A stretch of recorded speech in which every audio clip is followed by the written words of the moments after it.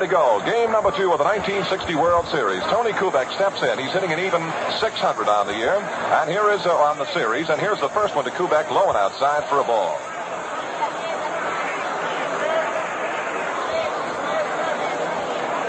Kubek in yesterday afternoon's game came up 5 times, had 3 base hits. Friend delivers low and away to the left-handed batter. Ball 2-0 now. Kubek had a couple of infield singles and a single to center field in the 9th inning. Bob Friend trailing now, 2 balls, no strikes to leadoff hitter Kubek. Into the move now, and the Pirate right-handed deals a strike. 2-1. The idea of the kind of a pitcher that Bob Friend can be, well, over the year, in 276 innings, he only walked 45 men and struck out 182. Now Kubek, left-hand hitter, waiting the 2-1 offering now from Bob Friend in game number 2, just getting underway at Forbes Field. Swinging a line drive, hit out of the shallow left field. It's going to drop in for the base hit. Moving in to play the ball is Gino Cimoli. Rounding first and holding on with an opening single is Tony Kubek.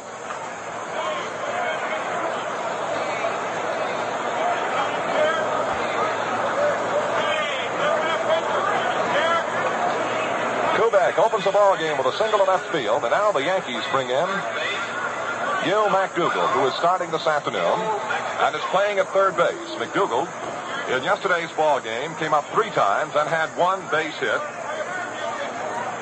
It was a 9th inning single.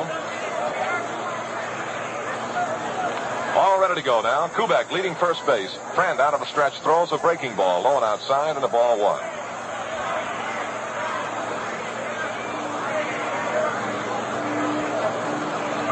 McDougald has played a total of 47 World Series ball games. Has a batting average of .233 over the many series games he's been in. Looks at the next offering, low and outside from Bob Friend. 2 balls, no strikes. To Gil McDougald, and the weather seems to be getting better and better with every pitch here in game number 2. Now Kubek edges to his lead at first base. The set by Friend. The pitch is cut on and a foul ball is hit on against the mezzanine level off the first base side. And the count to McDougald, 2 balls, 1 strike. Bob Friend is of course, the oldest Pirate in the point of continuous service. He's been the right-handed mainstay of the Pirate pitching staff since he broke into the league back in 1951. He became a 20-game winner for the first time in 1958 with a very excellent 22-14 record. Now the 2-1 offering coming to Gil McDougald. Kubek breaks with a pitch. It's taken high. There's a throw going to second base. And the tag is made, and Kubek is out of second base. From Smokey Burgess to Bill Mazeroski, and they put it on Kubek for the first out of the inning. And, of course, that brought a happy roar of approval from the Pirate fans who are here again this afternoon. And the count now to Gil McDougald is 3 balls and 1 strike.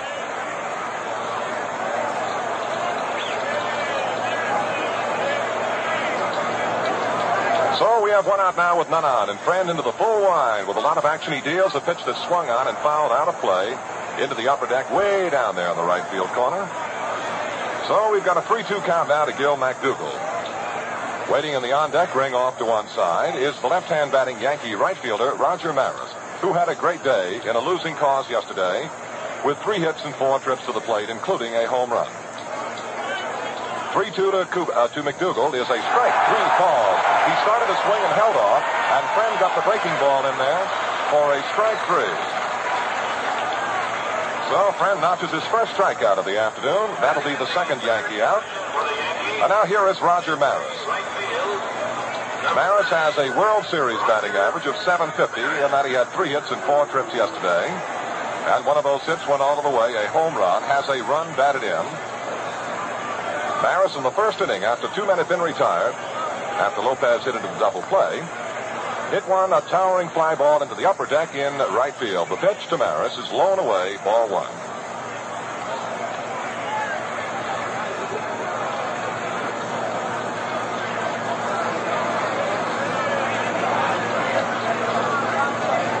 Friend deals outside to the left-handed batter, ball 2, so Bob has gotten behind to all 3 of the men he's faced here in this top half of the first inning. 2 balls, no strikes now to Maris.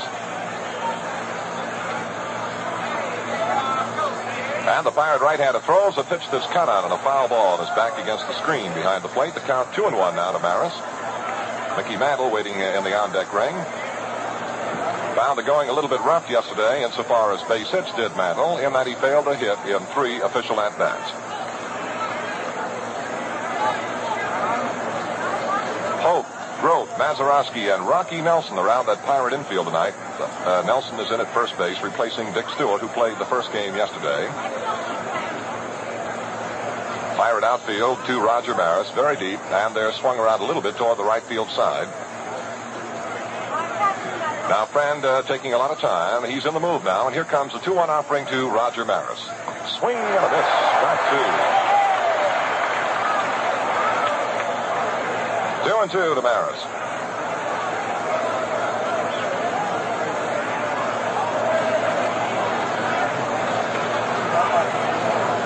Two out, none on. This is the top half of the first inning. Game number 2, no score. Now the 2-2 pitch to Maris is inside at a ball 3, so that'll fill the count to the Yankee right fielder. 3-2 now to Roger Maris.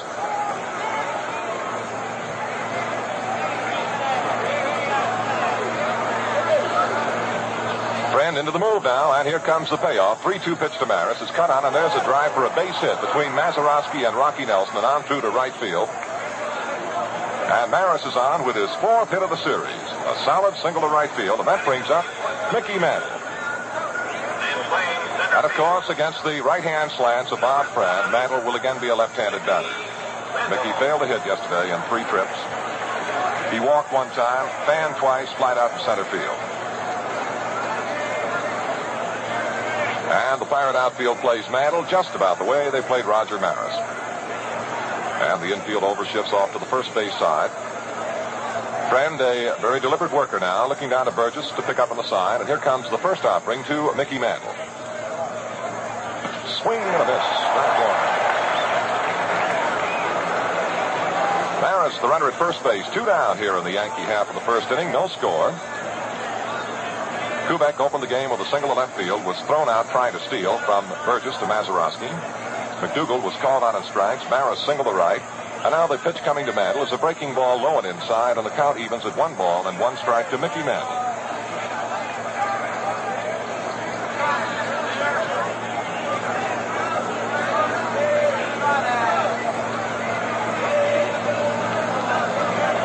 One and one, the count to Mantle.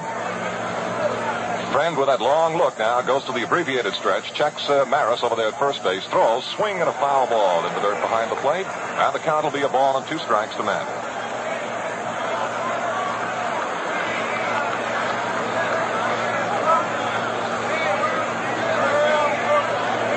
Well, the sun is shining brightly enough now in Pittsburgh, so that now and then we make out the shadows of the grandstand, and I no sooner say that than it ducks behind a cloud.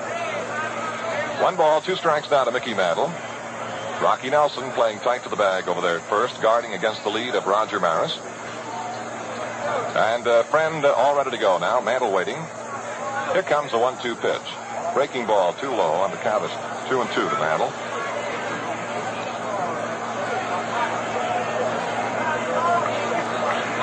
Looks like Friend is working that curveball and keeping it down and in on Mantle.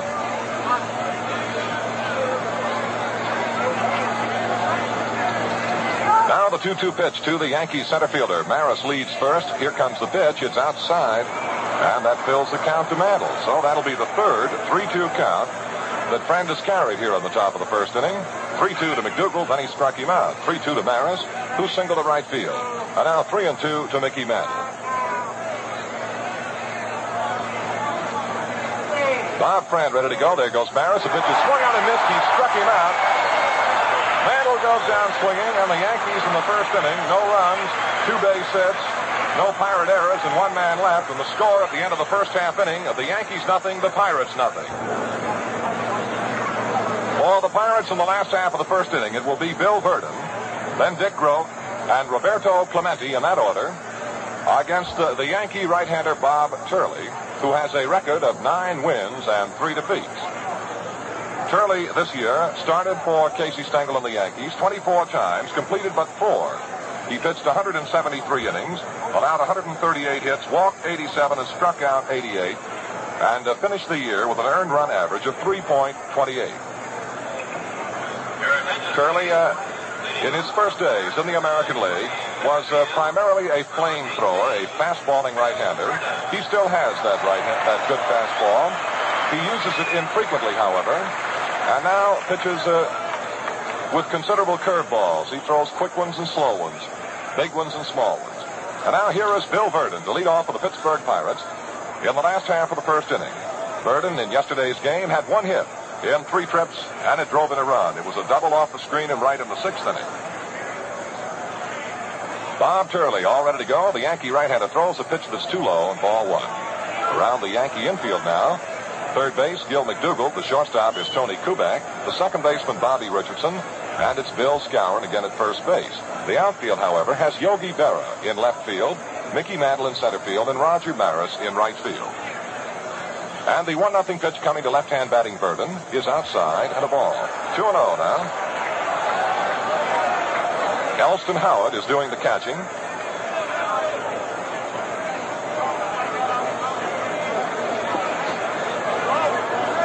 In all of Yogi Berra's many previous World Series ball games, he has always been the catcher. This afternoon, he is starting in left field for the first time in a World Series. No score, Pirates batting last half of the first inning. The 2-0 pitch to left-hand batting Virdon is a strike call, 2-1.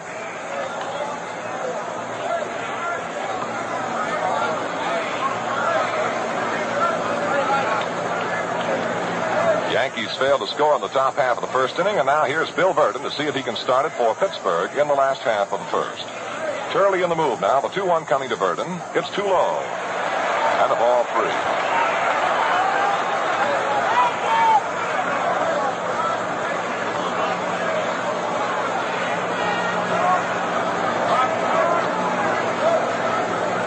Now, the count to the Pirate leadoff hitter, Bill Virdon. He'll be followed by Dick Groat and Roberto Clemente in that order. Now, Turley into that very brief windup throws. Swinging a high fly ball hit out of the left center field. Berra is moving in on the ball. The left fielder is calling for it under it. He's got it, and that's the first out. Virdon flies out to left fielder Yogi Berra, and that'll bring around the Pirate captain, Dick Groat. Groat in yesterday's ball game had 2 hits in 4 trips to the plate. One of those 2 a double. He drove in a run, so his series batting average is .500. Groat doubled to right in the first inning yesterday, singled to center in the 3rd, lined out to second in the 4th, bounced out to short in the 6th. Right-hand batter. And a dandy hit-and-run man. Pitch coming to Groat. Strike called. Good quick breaking ball from Bob Turley.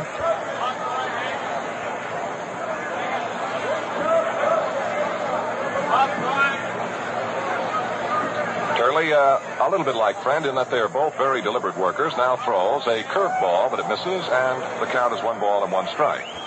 Coaching again for the Pirates this afternoon at third base, Osiak, and down the first base line, it's Mickey Vernon. Who incidentally was a teammate of the Pirate manager Danny Murtaugh in American Legion baseball a few years ago down around the Chester, Pennsylvania area. Now the 1-1 pitch is swung on as a ground ball, sharply hit to Richardson, the Yankee second baseman. He has now the throw to first in time, and Groat is the second out of the inning. Groat grounds out to Richardson, second baseman. 2 down and none on, and the batter now will be Roberto Clemente. In yesterday afternoon's opening game, Clemente had 1 hit in 4 trips and drove in a run.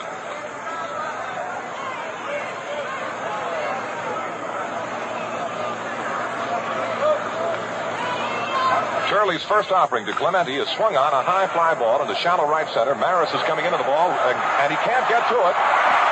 And Clemente is on with a looping single into right center field. There seemed to be a moment of confusion between Maris and second baseman Bobby Richardson. And then Maris opened up and came on as hard as he could and did not get to the ball. And it drops in front of him for a looping single in shallow right center. And that brings up Rocky Nelson. Nelson did not play yesterday in the opener. Over the year for Pittsburgh, he had 11 doubles, a triple, hit the home run 7 times, knocked in 35, and was an even .300 hitter, and is the possessor of perhaps the most peculiar batting stance in all of baseball. A left-handed batter with a tremendous minor league record. Bob Turley checks Clemente at first base, and the pitch is a slow curveball, but it fails to come over. Ball one to Rocky Nelson.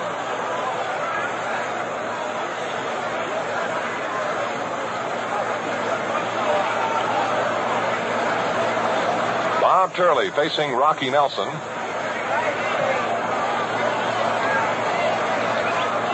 And the 1-0 pitch now coming to the left-hand batting Pirate first baseman. Turley throws. He's too low with a ball two. If I were to try and describe Nelson's stance, if you had not seen it, I would ask you to assume the pose of a bare-knuckles fist fighter of many years ago. And then you would have your feet about in the position in which Nelson faces the pitcher. His front foot, in his case the right, the toe of it is pointed right straight out to the mound. And it looks like he's about ready to sit down as each pitch is thrown. Now the 2-0 pitch coming to Nelson. Swinging a ground ball foul outside of first. And the count is 2-1.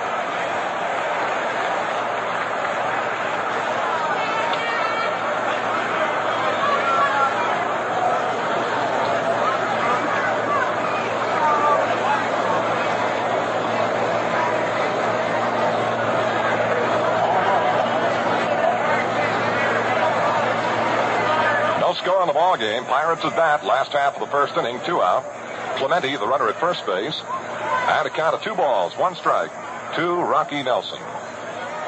Bob Turley on the mound for the Yankees checks Clemente at first base and now straddles the rubber, and Clemente checks back toward the bag at first. Now ready to go again. Turley into the brief stretch. He sets.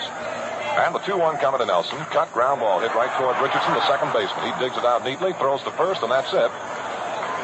For the Pirates in the last half of the first inning, no runs, 1 base hit, no errors, 1 man left. Score at the end of the first inning of play, Yankees nothing, Pirates nothing. And to see and drive the 61 Cadillac today.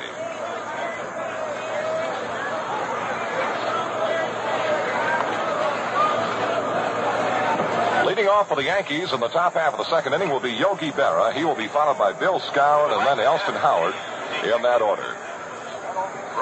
Berra in yesterday afternoon's ball game had 1 base hit in 4 trips. He carries a series batting average then of 250.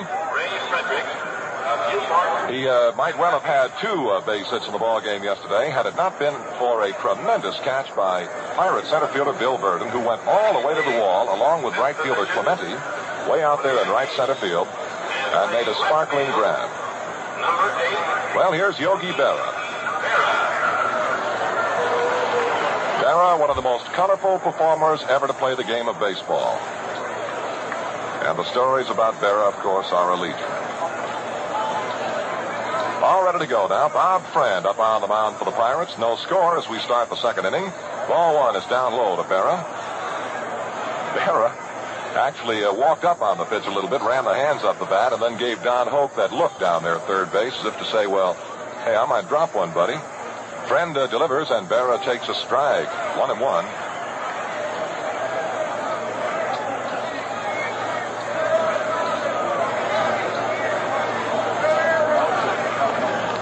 Berra, most valuable player in the league. 3 times. Swings, hits a ground ball off the first base side. Nelson, the first baseman, wide to his right, makes a pickup. Throws to the pitcher, covering at first base in time to get Berra for the first out in the Yankee half of the second inning. And that brings on Bill Skowron. Bill had 2 hits in yesterday's opener in 4 trips to the plate. Number 14. They were both singles, and he drove in a Yankee run. So Skowron has a .500 series average.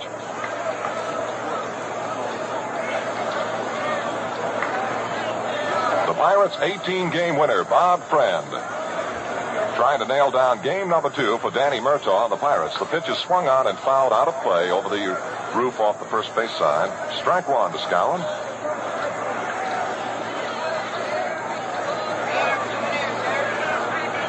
In the on-deck circle off to one side is the Yankee catcher of the afternoon, Elston Howard.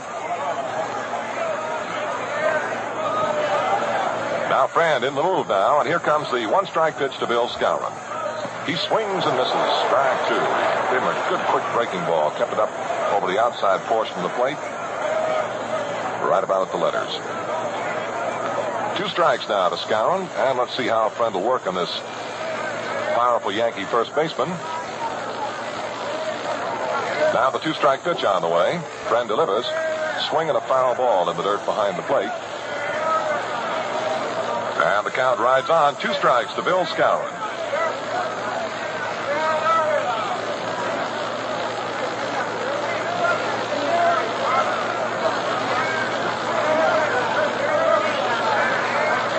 This great old city of Bridges really was rocking on its foundations here last evening, celebrating the Pirates' opening game win over the Yankees.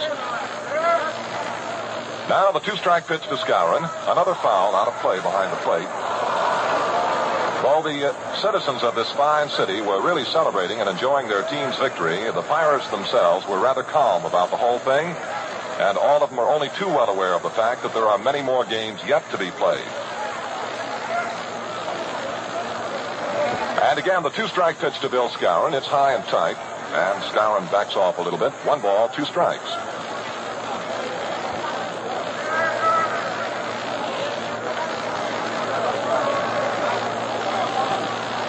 Now Bob Friend looking down to battery mate Smokey Burgess for the sign. He responds into the wind now. The 1-2 offering to Skowron is another foul ball behind the plate.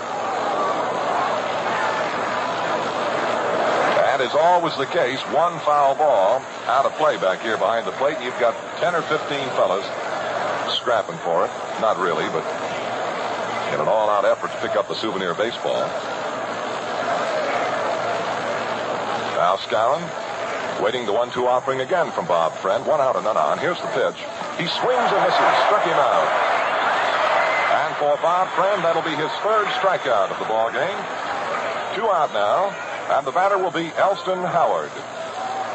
And it was Howard who kept the spark alive for the New York Yankees in the opener yesterday when he came on as a pinch hitter in the 9th inning of the ball game and hit a 2-run home run over the screen in right field. But little Elroy Face held right on and got Lopez to ground into the double play and ended the ball game.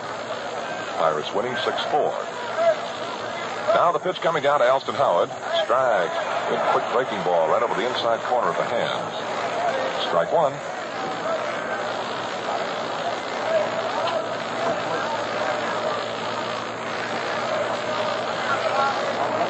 Howard swings and there's a foul ball into the upper deck off the first base side. 2 strikes now to Elston Howard. It was feared that this fine Yankee would be lost for a couple of games of the series due to an accident he sustained in the closing Yankee series with the Washington Senators. Now the 2-strike pitch to Howard. Another foul is out of play into the upper deck behind the plate.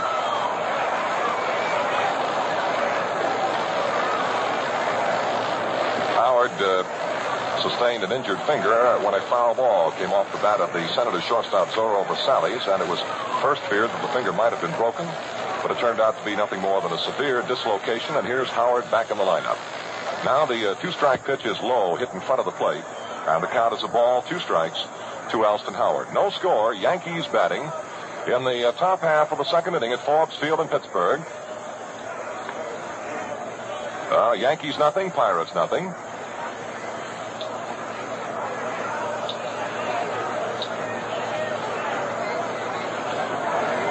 To go now. Friend brings the arm down, delivers, swinging a ground ball to sit slowly down the third base side. Charging his Hokie, lets it go, and it's a foul ball at the last moment.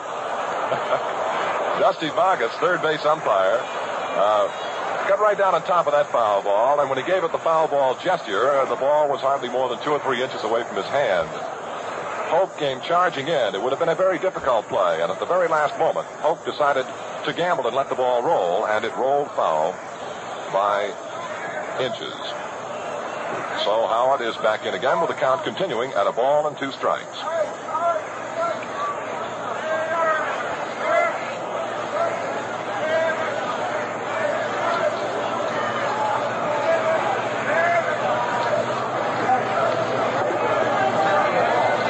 All ready to go again. The 1-2 offering coming down to Elston Howard is low and away. Ball 2. 2-2. Yankees nothing, the Pirates nothing. 2 out, men on. Yankees batting in the top half of the 2nd inning. And Bob Friend on the mound for the Buccos this afternoon. Pitch swinging another foul ball. Back among the spectators.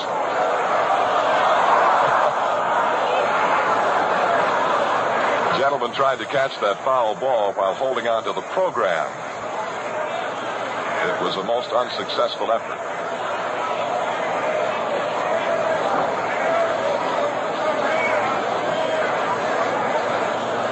Two balls, two strikes to Elston Howard. Bob Friend on the mound today for the Pirates. Led the National League in victories in 58 with 22. The pitch is a strike three call.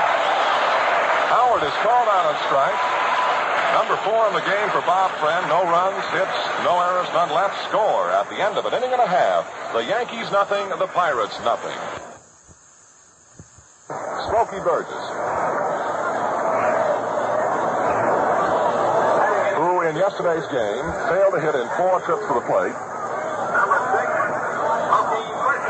On the year, he had 294 for the Pirates. Burgess, a very dangerous hitter. And he can splash that ball around. Now, Cimoli walks off a pretty big lead. Turley checks him with a look and throws to Burgess. A pitch up high and outside, ball 1. No score here at Forbes Field. Pirates batting last half of the second inning. Yankees nothing, Pirates nothing. None out. Gino Cimoli has just walked to open this second inning for Pittsburgh. And now Burgess waits the 1-0 pitch from Bob Turley. There it is. Outside to the left-handed batter. Ball 2. 2-0.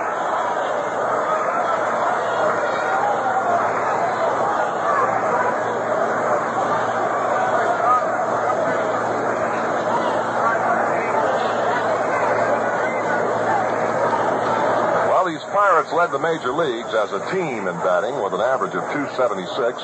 They also led their lead in fielding. Now your 2-0 pitch coming to Burgess with Cimoli at first and none out. No, a quick and checking throw to first base, but Cimoli is back. No play.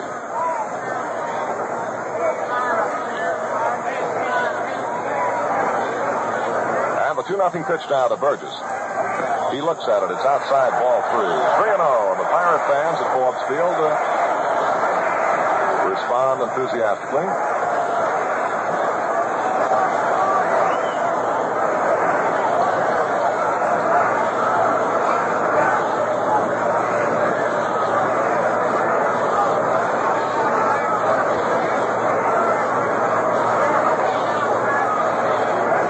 Now the 3-0 pitch to Burgess. Here it is, and he takes a look. A strike is called. Burgess is evidently under wraps, looking all the way. The count now 3 balls and 1 strike. And here's Smokey taking a quick look to his third base coach, Osiak, to see what might be going or not going on this 3-1 count. Skowron, of course, tight to the bag at first base. Cimoli walks out to a pretty good lead. Turley now into the stretch, and the 3-1 pitch to Burgess. He takes strike 2 call over the outside corner of the letters.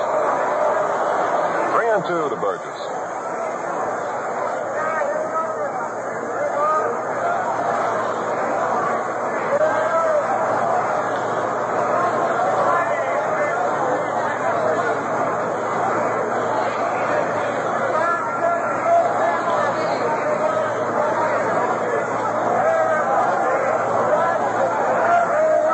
The 3-2 pitch coming down to Burgess. There goes Cimoli. Pitch is swung on. A towering pop fly off the first base side of the infield. Bobby Richardson is calling for it.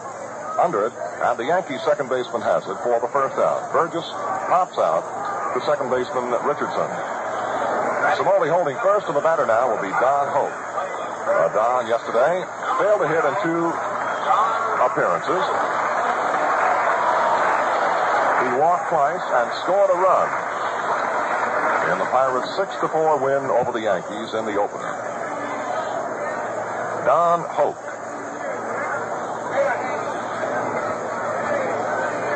Don taking a little time up at the plate now, trying to break up a little of that clay, scratching around, digging in.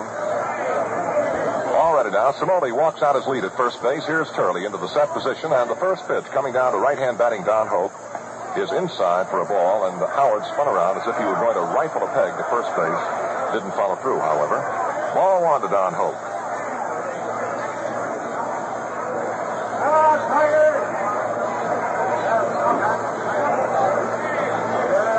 Turley ready to go again with a quick checking look at Smoley at first base. He steps and throws, swinging a fly ball, well hit center field way. Mantle going back, has it in range, looks up, and makes the grab in deep center field for the second out of the inning. Returning to first base again, Smoley. Holt flies out to center fielder Mantle. 2 down. And here is Bill Mazeroski. And there are many people who will tell you that Mazeroski's 2-run home run in the 4th inning of yesterday's opener kind of broke the ball game up. Maz had 2 base hits and 4 trips yesterday. He also had a single to go along with his 2-run home run. Mazeroski scored 2 runs and knocked in 2. First pitch coming to the right-hand batting Pirates second baseman. Good curveball rips in, and a strike is called to Mazeroski.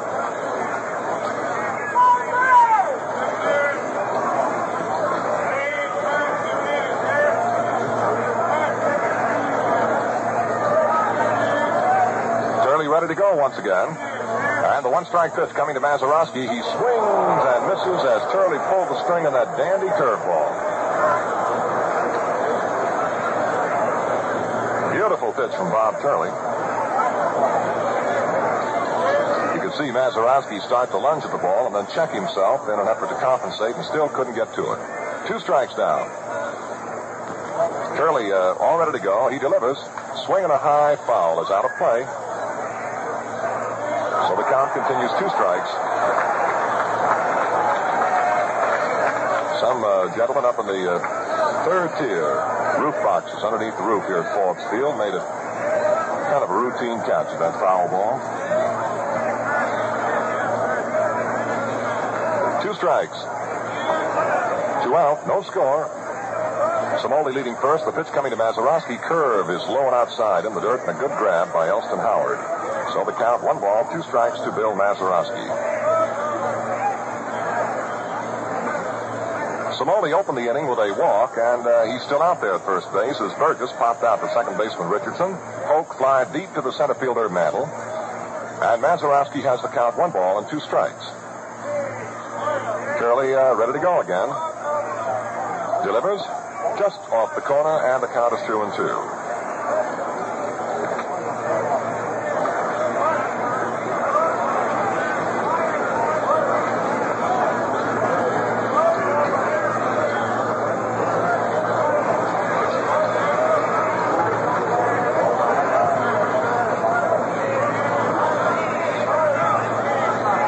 Now your 2-2 pitch coming down to Bill Mazeroski.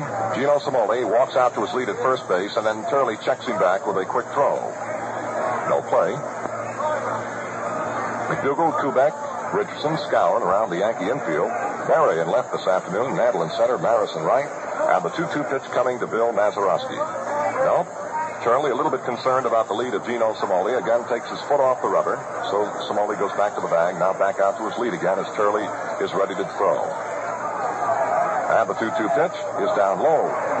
3-2 to Bill Mazeroski. And this is the third 3-2 count of the inning for the Yankee right-hander Bob Turley.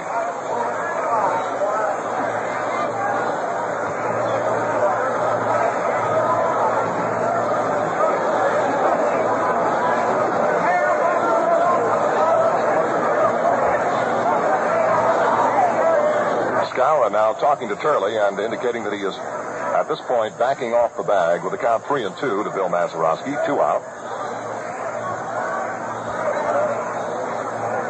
Turley all ready to go now. He sets, and the 3-2 pitch to Mazeroski is swung on a line drive down the left field line. It's going to be a fair ball in the deep left field corner. Bearer is running it down to foul territory. On his way to third is Smoley, and they hold Smoley up, and moving into second base goes Mazeroski. So Mazeroski hits a clothesline double down into the left field corner. Smoley pulls in at third base. And for Mazeroski, his first double of the series and his third hit.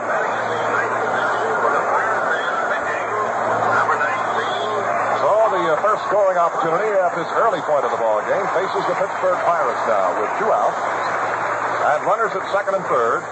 Here comes Bob Friend.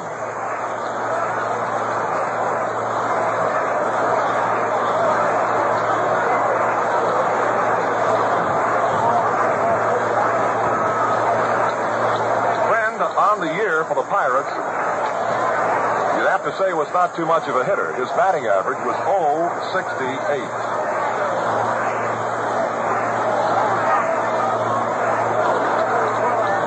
He's got Pirate runners at second and third base with 2 out. Bob Friend, the Pittsburgh Turner of the afternoon, right-handed batter, facing Bob Turley. Turley into the full line now, throws low for a ball.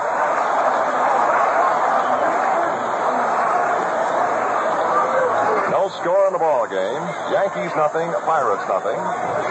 Pirates batting last half of the second inning, 2 out, and a 2 on. Runners at second and third. Savoli at third, Mazeroski at second.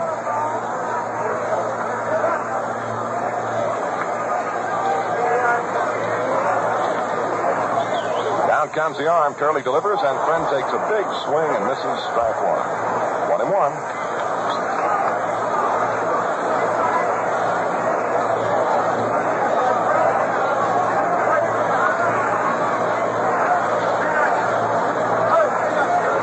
Bob Friend was the starting and winning pitcher for the National League All-Stars, 1956, and again in the first game in this year.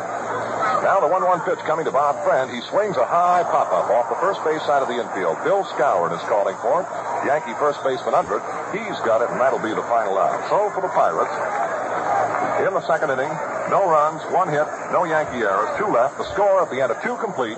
Yankees nothing, Pirates nothing. Bobby Richardson will be the first batter on for the Yankees in the top of the third inning. Bob, in yesterday's ball game, failed to hit in 4 trips. He scored 1 of the Yankee runs. The only Yankee regular to hit 300 a year ago. This year, however, he's dropped out a little bit. Finished the year with a .252 batting average for the Yankees. Bobby, considered by many to have as great a range as any second baseman in the American League.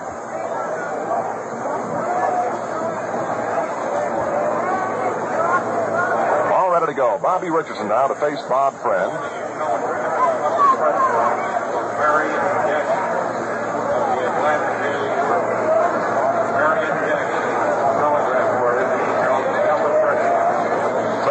To go to work on Richardson, a right-handed batter. Bob hits out of a straightaway stance right about in the middle of the box. Friend rocks over the rubber and throws a curve that's low and a ball. Hoke, Grote, Mazeroski, and Nelson around that Pirate infield. And this one of the big ballparks. The 1-0 pitch is a strike, and Richardson ran the hands up the bat, leaned in over the plate as if he were going to, had given some thought to bunting, and then took the pitch all the way. 1 ball and 1 strike. And normally in this ballpark, the outfielders give the hitter the foul line. Because of that tremendous expanse in right center, left center, and center field, they kind of bunch the outfield. Now the 1-1 pitch to Richardson is too low, and Bob takes the ball. 2-1 now. Yankees nothing, Pirates nothing. Yankees at work in the top of the third. And Friend moving right along now delivers a pitch that's off the outside corner, and the count is 3-1. And Bob gives plate umpire Stevens a long look, and that little fellow Smokey Burgess comes up a little unhappily. Now your 3-1 pitch to Richardson. Ball 4 is down low, and Richardson's on with a base on balls. The first issued this afternoon by Bob Friend. And now the batter will be Bob Turley. Batting in the 9th position, and pitching. Turley Bob Turley came over to the New York Yankees in a deal that was started November the 18th and completed December the 1st of 1954, a deal that was referred to by the late New York newspaper man Benny Epstein as the population deal or the exchange of communities. Turley, a right-handed batter. The Pirates figure him to bunt. Hope crowds in. The pitch is bunted. Popped up foul outside of first. Chasing it is Nelson. He falls down. Even had he not, I'm afraid he couldn't have made the play because the pop foul came down about 2 or 3 rows in the box seats just beyond the Pirate dugout. Strike 1 to Bob Turley.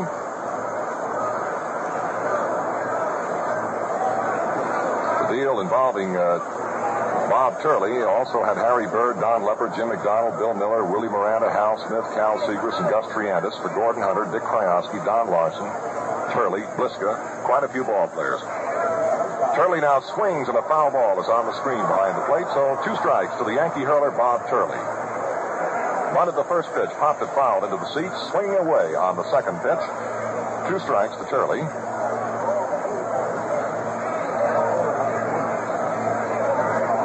On at first base, Bobby Richardson. None out in the Yankee half of the third, and Turley trying to move Richardson along. Friend ready to go now. And Turley squares and bunts off the first base side of the mound. Fielded by Friend. No play at second. The throw goes to first base in time to get to Bob Turley. Down to second on the sacrifice bunt goes Bobby Richardson, and Turley is retired. Pitcher Friend to the second baseman covering.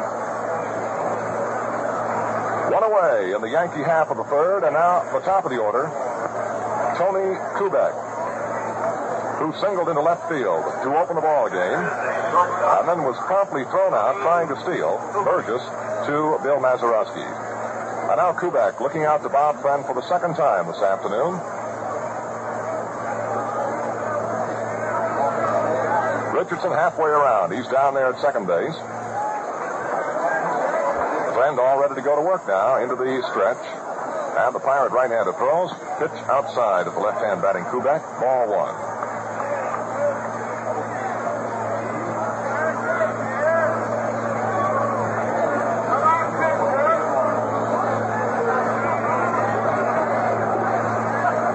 And the 1-0 pitch coming down to Kubek.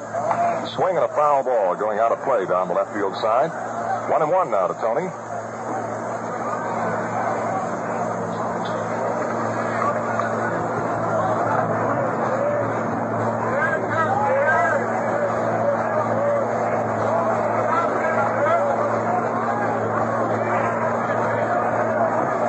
Taking a long look out into left field and kind of checking on the count on the scoreboard out there. Had a ball and a strike, and also looking at left fielder Somoli, who is favoring the line down there in left field.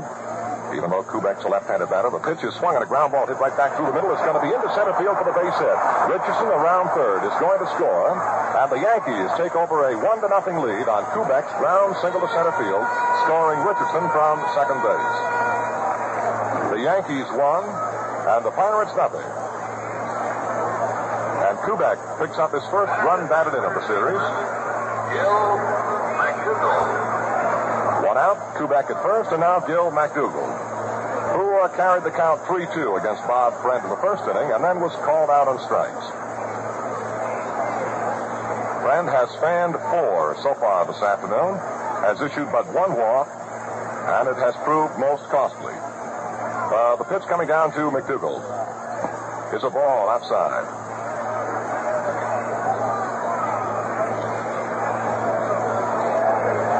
In 7 trips to the plate in the series so far, Kubek has hit safely 5 times.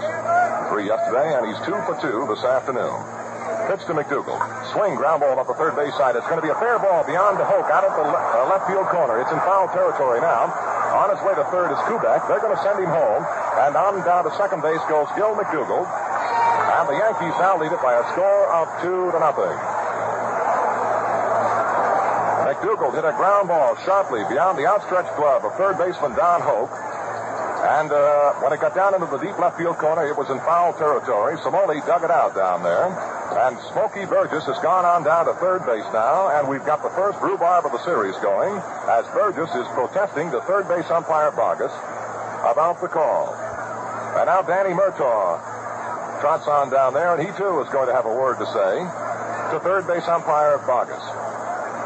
Well, Jack, it didn't take long to get the first rhubarb started in game number 2. No, it didn't, Chuck. Don Hoke started to question the call by Bogus right away. I've just been sitting back here wondering when the first fireworks was going to happen, because this had been a rather calm ball game compared to the explosion of 24 hours ago. By this time yesterday, this ball game was really red hot, and it's burning rather brightly right here now for the Yankees. Well, Burgess has come on back to the plate now. Danny Murtaugh talking a little bit with Don Hoke. Well, Danny's been a battler all of his life. And he went down to talk to Bogus briefly about that call. I must say it was a very quiet, rather than an animated conversation. No jumping around or arm waving. Murtaugh has stopped now at the mound to talk to Bob Friend on his way to the dugout. And Burgess is on his way up there to join in. Meantime, plate umpire Stevens goes halfway to the mound, asking the Pirates to keep the ball game moving along. Well, following a Kubek single to drive in Richardson, McDougal had doubled over the bag at third, down into the deep left field corner to drive in Kubek, and now it's the Yankees 2 and the Pirates nothing. The batter is Roger Maris.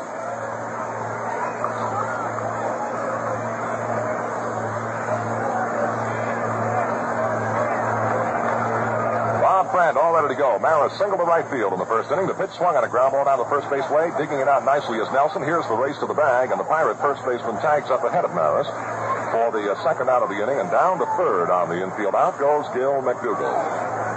Unassisted put out at first base by Nelson. 2 out now.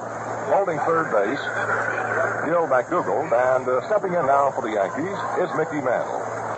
Mantle carried the count 3-2 against Bob Friend in the first inning, and then Friend struck him out swinging.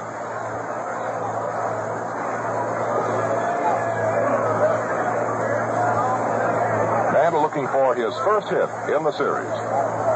Friend into the move now. The pitch coming down to Mantle. Curveball low inside, ball 1.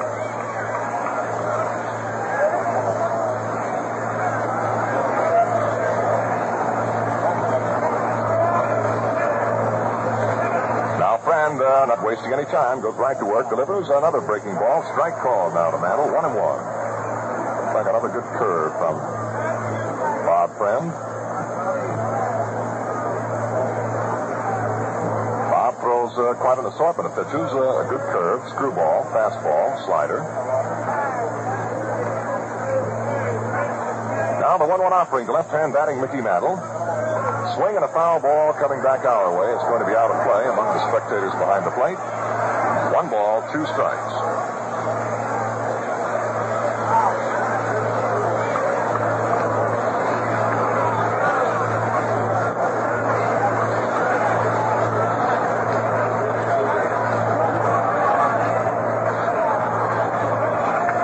Now Friend all ready to go. The 1 ball, 2 strike pitch to Mantle is too high, and a ball, 2-2 now to Mickey.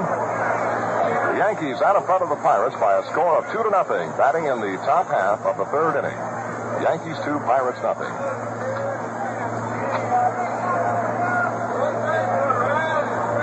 And the 2-2 pitch is way up high and a ball 3.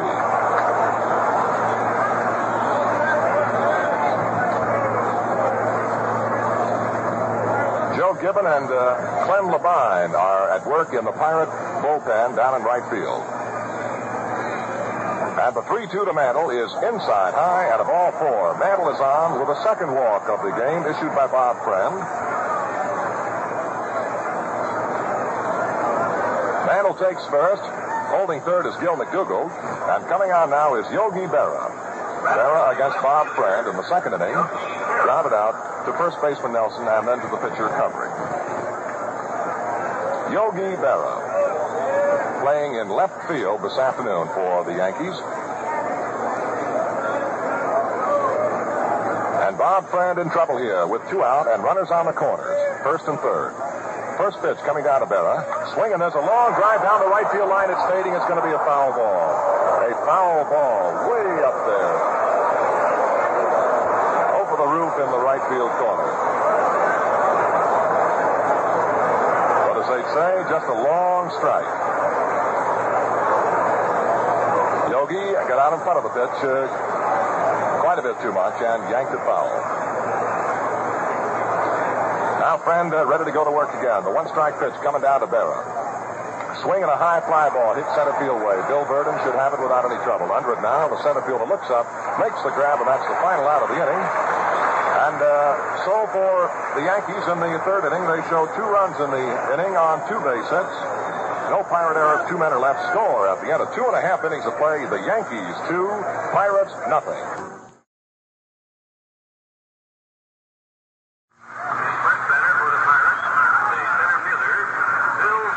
The Pirates have a couple of runs to make up against the Yankees now, who are enjoying a 2-0 lead as Bill Verdon leads off in the last half of the third inning. Verdon flat out to left fielder Yogi Berra in the first inning. Bob Turley delivers, and Verdon takes a pitch outside, ball one.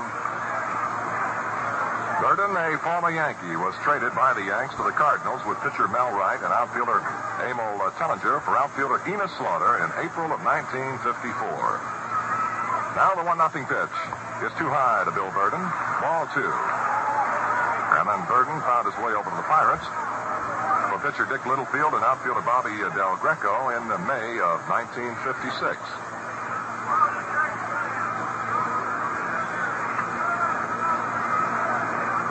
Two balls, no strikes to the left-hand batting Pirates center fielder Bill Verdon. Bob Turley throws. There's a strike. 2-1 now.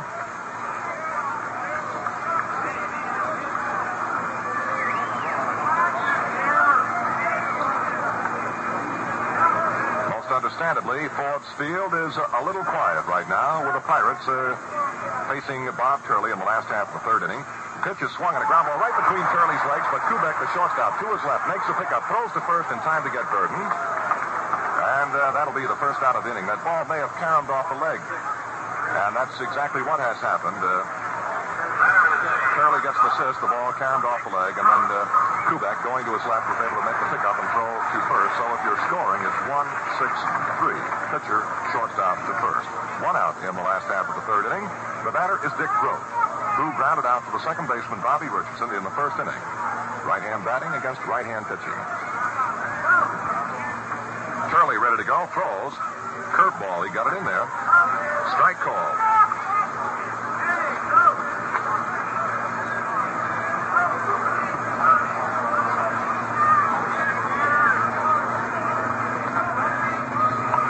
Held off, and the pitch was too high. Turley changed up in the curveball. 1 ball, 1 strike now to Grote.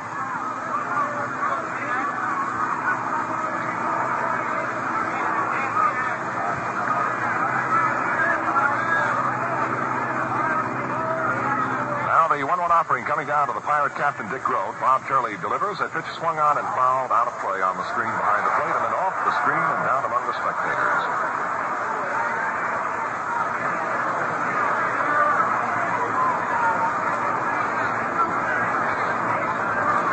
Pittsburgh, in this wonderful year for the Pirates, has become a city of slogans. And we told you yesterday about that Beat 'em Bucks that really caught on. And everywhere you go, there are all kinds of slogans referring to the Pittsburgh Pirates.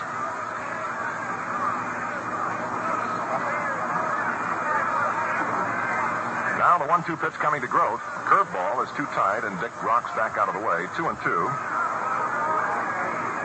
And they've got a lot of placards that they sell the Pirate fans out here. A couple have caught our eye today walking into the ballpark. Don't give up hope. We've still got hope and smoke. And there are many more.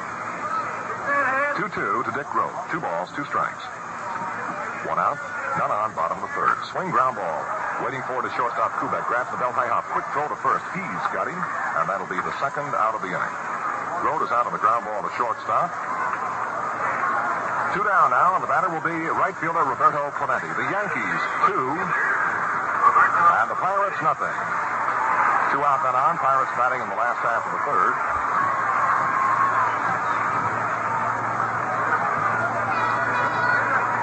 Bob Turley gave up a base hit to Clemente in the first inning. Pitch coming down is a ball low and outside to the right-hand batter.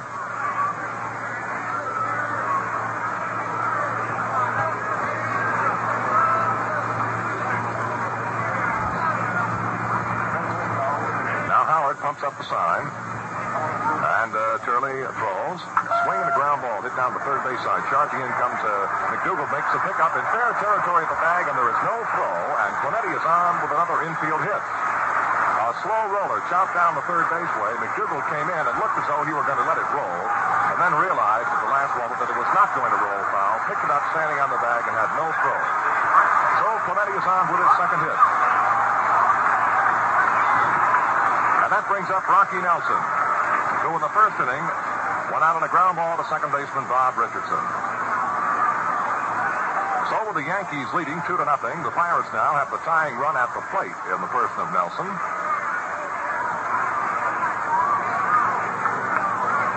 Turley all ready to go now. Checks Clemente at first base and delivers. Slow curveball, but it fails to come in. Ball one.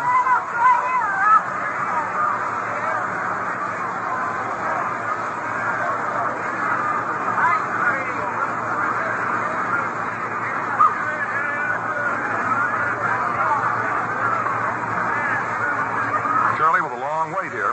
Now he's ready to go. 1-0 pitch coming down to Rocky Nelson. It's high and outside.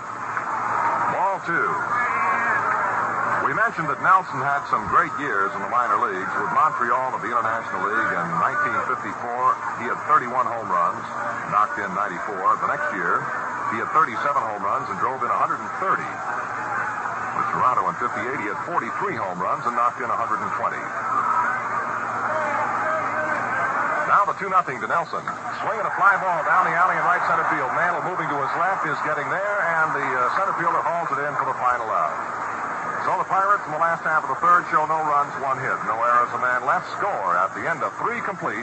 Yankees 2, Pirates nothing. Bill Skowron leads off for the New York Yankees in the top half of the 4th inning. Yankees out in front of the Pirates by a score of 2-0. Skowron against Bob Friend, his first time up in the 2nd inning, went down swinging. Pitch coming down to Skowron, swinging a foul ball back on the netting behind the plate. Strike one to Bill. Purdue men facing each other right now. Skowron at the plate, and up on the mound, Bob Friend.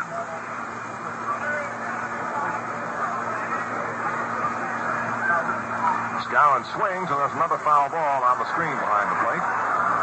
2 strikes to Bill Skowron.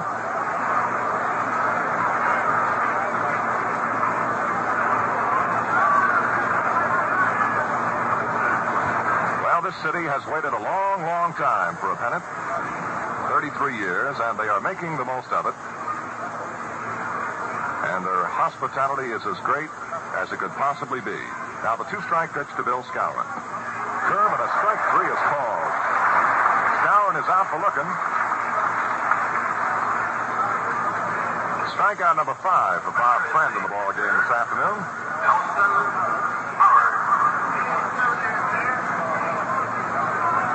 Here now comes Elston Howard. Elston took a 3rd strike called in the 2nd inning. Friend all ready to go now into the move, and the first pitch coming down to Howard is a strike call.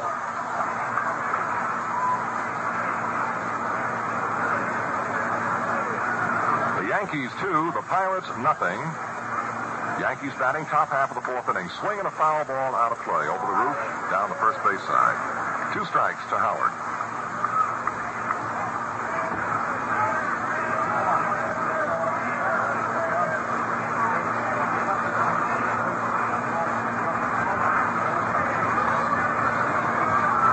Strike pitch coming down to Elston Howard. Swing and a miss. He struck him out. Number 6 for Bob Friend.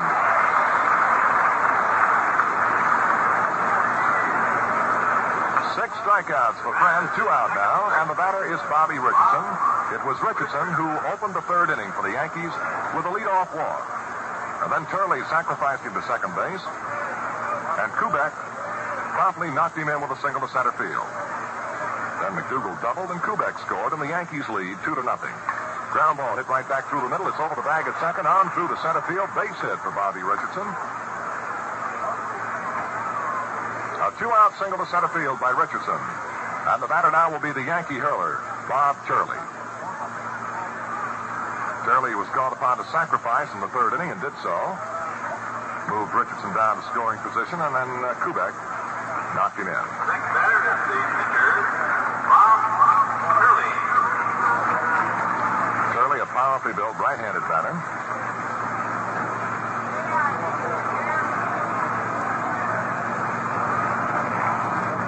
Now, Friend, with a quick look, checks on Richardson over there at first base. The Pirate right-hander sets at the belt. Now kicks and throws a strike. Good quick breaking ball over the outside corner at the letters. Strike 1 to Bob Turley. Turley years ago was quite a fastball pitcher and was known as Bullet Bob.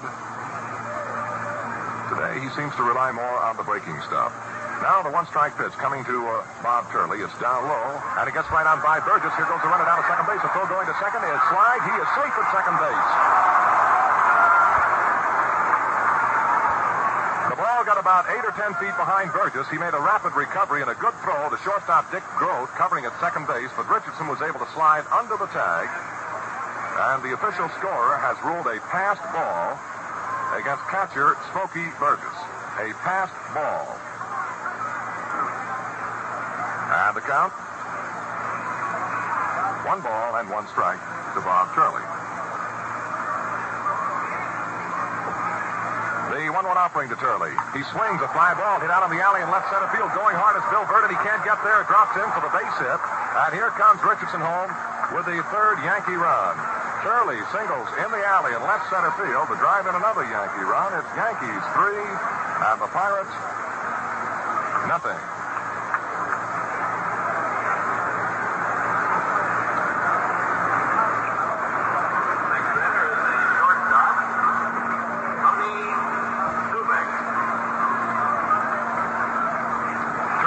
Season for the Yankees, hit .073. He had but 4 base hits and 55 trips. And Jack Quinlan reminds that he also had but 1 run batted in all year. Well, he just knocked in an important run now, and the Yankees lead by a score of 3-0 as Kubek steps in against Bob Friend. Swing and a fly ball, well hit, deep to left. Back on the ball goes Simoli. He's getting in position now under it, and he makes the catch for the final out. But the Yankees pick up 1 more run in this inning on 2 base hits. No Pirate errors, a man left, and the score at the end of 3 1/2 innings of play, the Yankees 3, the Pirates nothing. Gino Simoli leads off for the Pittsburgh Pirates in the last half of the 4th inning, and the hometown fans here at Forbes Field now are trying to work up a little bit of enthusiasm, see if they can spark their hometown Pirates to a rally. Well, Simoli against Bob Turley in the 2nd inning drew a base on balls. And finally, he got all the way around to third base when a little bit later, after 2 men had been retired, Burgess popped out and Hope flied out. Mazeroski doubled down the left field line. But the Pirates were unable to get the run in. The Yankees are out in front of the ball game by a score of 3-0. The Yanks have 3 runs on 6 base hits, and the Pirates have yet to score and have 3 base hits. And Clemente has 2 of those. The other Pirate base hit belongs to Bill Mazeroski.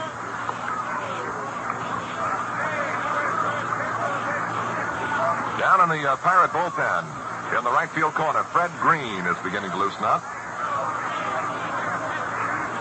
Tall, lean left-hander, Fred Green. He and Elroy Face shared the bullpen duties for the Pirates this year. Now here's Simoli facing Bob Turley in the last half of the 4th inning. Yankees 3, Pirates nothing. And Turley all ready to go. First pitch coming down to Gino Simoli. It's low and outside. Ball 1. Simoli, Burgess, and Hoke are the scheduled 3 batters in the Pirate half of the 4th inning.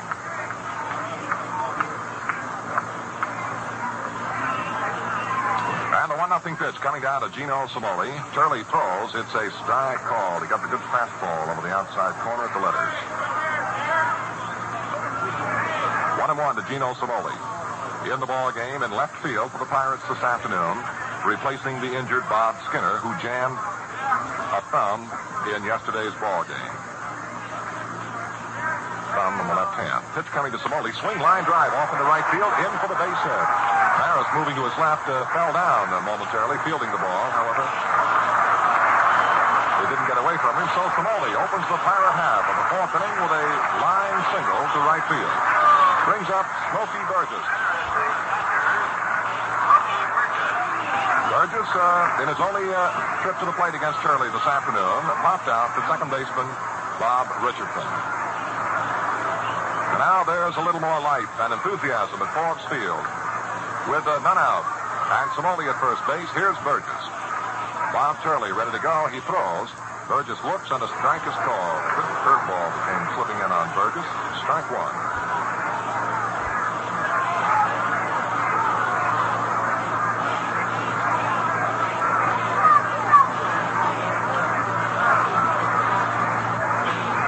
And the 1-strike pitch coming down to Burgess.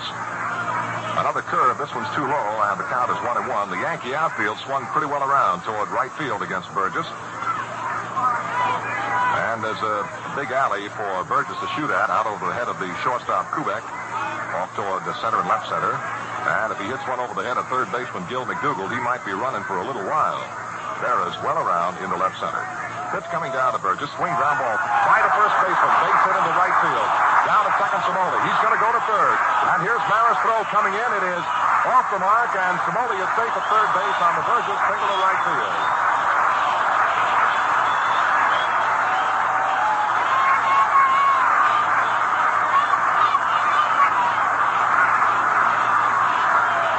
And the Pittsburgh Pirates now have lit the spark in the last half of the fourth inning, with runners on the corners at first and third, and none out. They trail the Yankees by a score of 3-0. And now Don Hope will see what he can do about continuing the rally that's been started by Pittsburgh. Hope flying out to center field. His only trip up in the second inning. Cimoli, the runner at third base, on at first base. Burgess. Back-to-back singles. And the first pitch coming down to Don Hope. Low on the ball.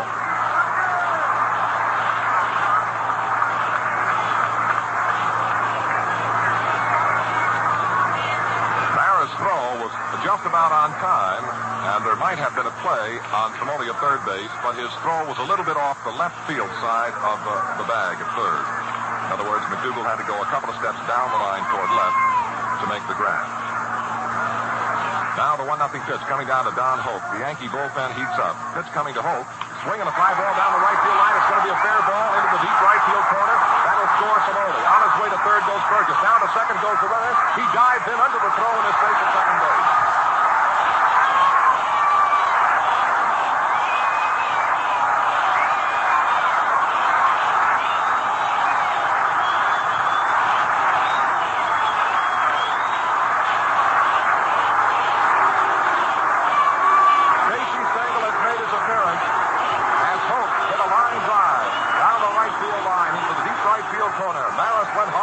To recover. That scored Cimoli without any trouble whatsoever. Burgess, the little round man, kept reeling right along all the way to third, and Hope, gambling, went flying for second base. The throw to the second baseman Richardson was then relayed to Kubek, and Hope went diving in head first under the throw with a double. This is the second World Series hit for Don Hope. In 1955, he had 1 for 3 in 3 games with the Brooklyn Dodgers. He picks up a run batted in. Stengel has gone to the mound, and now he is going back to the Yankee dugout. Bill Stafford and Luis Arroyo, right-hander Stafford, left-hander Arroyo, are warming for the Yankees in the bullpen in left field.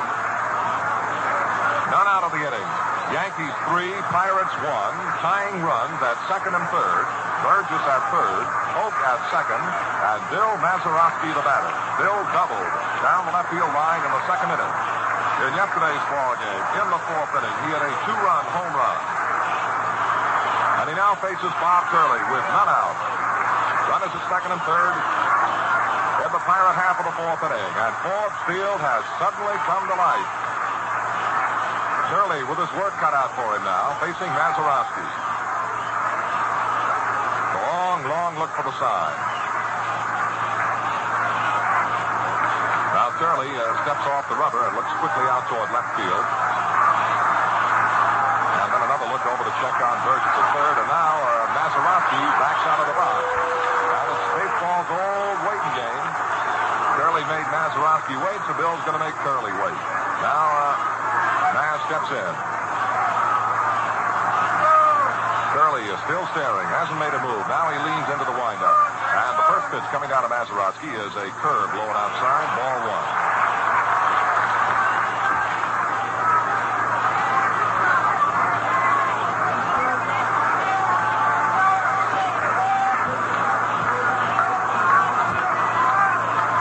1. 1 ball, no strike to Mazeroski. Pirate runners at second and third. Burgess at third, Polk at second. The pitch. Swing and a miss. And Turley gave him that slow, dip-to-do curveball. 1-1 to Mazeroski.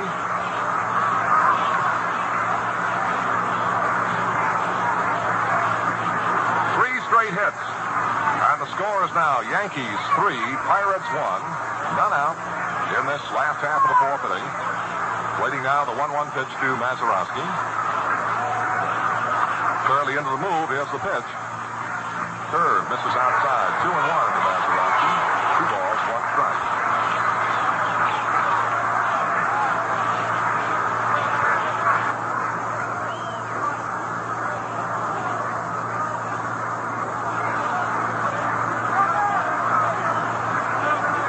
Curly taking a lot of time between these pitches, and, well, you can understand his determination.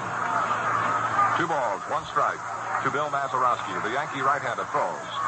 Curved him, ground ball, line drive caught by third baseman McDougal. A line drive into the glove of third baseman McDougal for the first out of the inning. Pirate runner standing right on the bag, no chance for Yankee double play.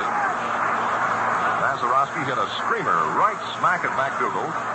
And Gill caught the ball, went down on both knees, and had no chance of doubling the runner Burgess at third, nor the runner Polk at second base.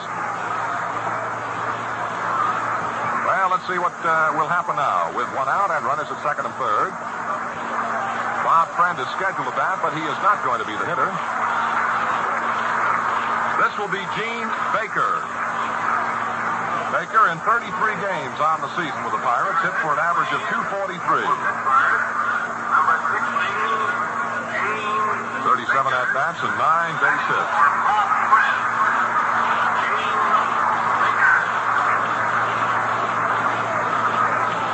Gene Baker is batting now for Bob Friend.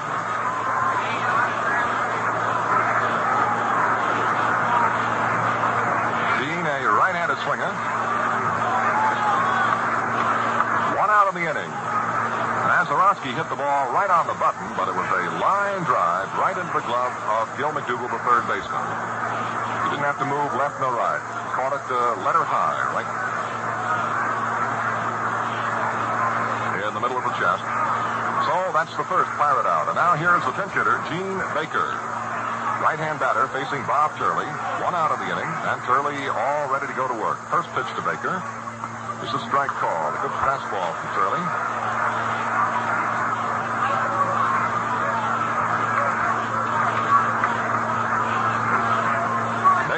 Broke into the big leagues as the double play partner for Ernie Banks of the Chicago Cubs. 1 strike to Baker.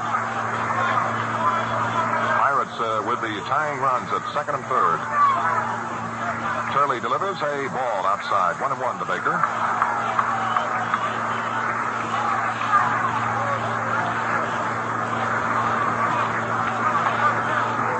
Called momentarily by second base umpire Shylock.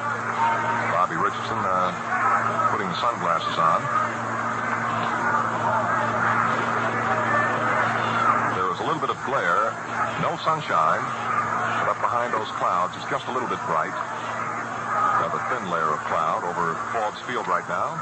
Yankees 3, Pirates 1. Pirates threatened here in the last half of the fourth inning.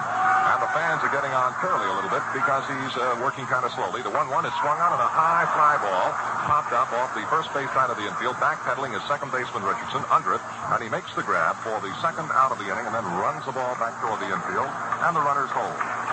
Baker pops out to Richardson. 2 out, and the batter will be the center fielder Bill Verdon. Bill had 1 hit in 3 trips in yesterday's opening game and is 0 for 2 this afternoon. Flied out to left and went out pitcher to the shortstop to the first baseman. Hit one right back between the legs of Bob Turley, caromed off his leg to shortstop Kubek, who threw him out. So Bob Friend is out of the ball game now, and we'll have a new Pirate hurler as we go to the top of the 5th inning. But still baseball to be played here in the bottom of the 4th with Bill Verdon facing Bob Turley.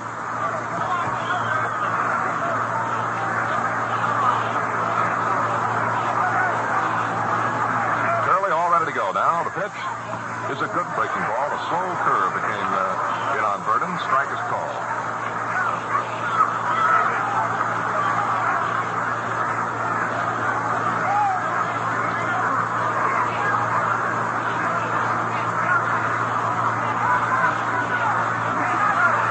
The 1-strike pitch coming down to left-hand batting Bill Verdon.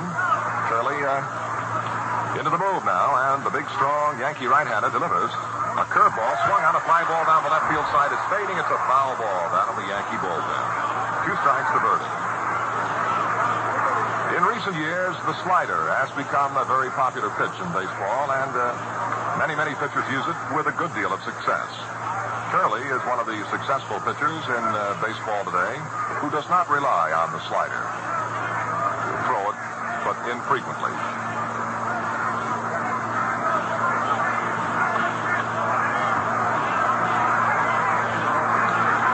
Strikes to Bill Verdon. 2 out. Last half of the 4th inning. Yankees 3, Pirates 1. And the Pirates trying to further this threat. Curley into the move. 2 strike pitch coming to Verdon. High pop foul behind the plate. Here comes Elston Howard. I don't know whether he has a shot or not. It appears it'll be on the screen and is on the screen out of play. 2 strikes to Bill Verdon.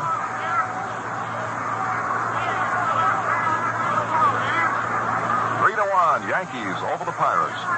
Pirates took the opener yesterday, 6-4. And the Yankees battling to get even today.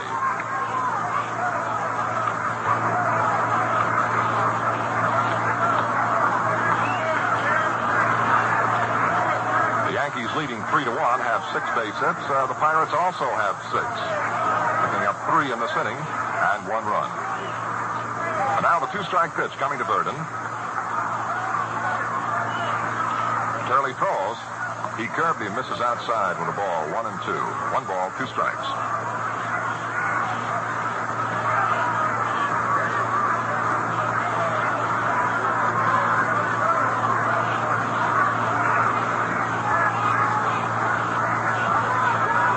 To Bill Verdon. Curley about all ready to go again. Rocks into the line. The pitch coming down is outside. 2-2. And you can hear that sigh of relief from the Pirate fans here at Ford Field. 2 balls, 2 strikes, 2 out, 2 on. 1 run in for the Pirates. Yankees in front, 3-1 in this last half of the 4th inning.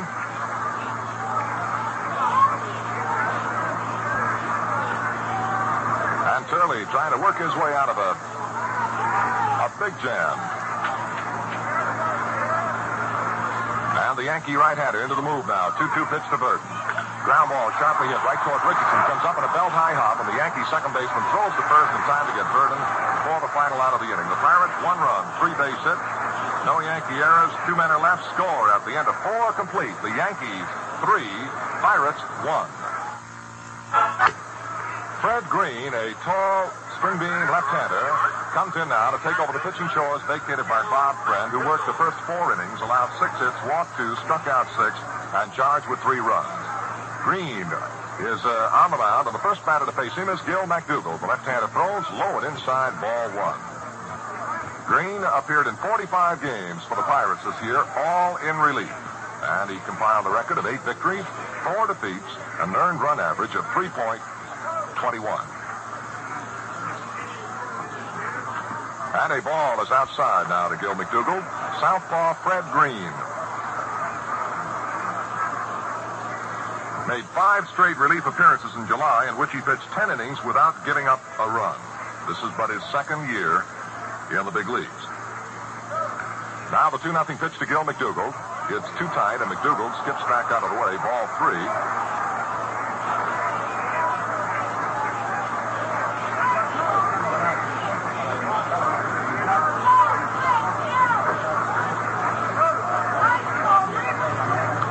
No strikes to the Yankee leadoff batter in the top of the 5th, McDougald. Ball 4 almost hits him low and inside. And Green indicates to Burgess that he'd rather have another baseball to work with. So Green coming on, replacing Bob Friend, that walks the first batter to face him. That's the 3rd walk issued by the Pirate pitchers this afternoon. 2 by Friend, and now this one by Green. And now the Yankee right fielder, Roger Maris. Maris singled in the 1st inning and went out unassisted to first baseman Nelson in the 3rd. McDougald is on with a walk, and here's Maris.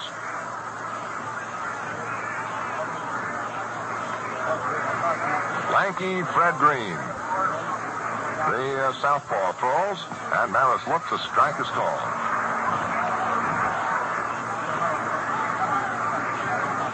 George Witt is throwing in the Pirate bullpen. Right-hander George Witt. Green looking down to Burgess to pick up on the sign. McDougal scampers out to his lead at first base. The one-strike pitch to Maris. Swing and a miss. Strike two. These left-handers have answered to a lot of names in baseball. Nicknames: Southpaw, Port-Sider, Crooked Arm, Linkser. And I guess there have been a few hitters that have perhaps had other words. Now the two-strike pitch to Maris is fouled in the dirt behind the plate. It looked like Roger was trying to check the swing and couldn't quite get the bat out of the way. 2 strikes to Roger Maris. 1 for 2 this afternoon, and in the opener, Raj had 3 hits and 4 trips.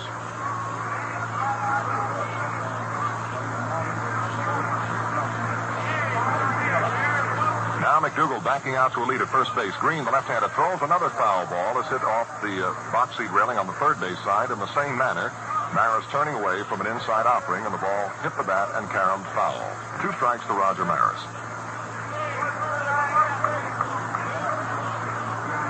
Yankees 3, Pirates 1. None out in the Yankee half of the 5th inning, top half of the 5th. McDougal, the runner at first base, and now the 2-strike pitch coming down to left-hand batting Maris. It's low and a ball. A little outside. 1-2 now to Roger.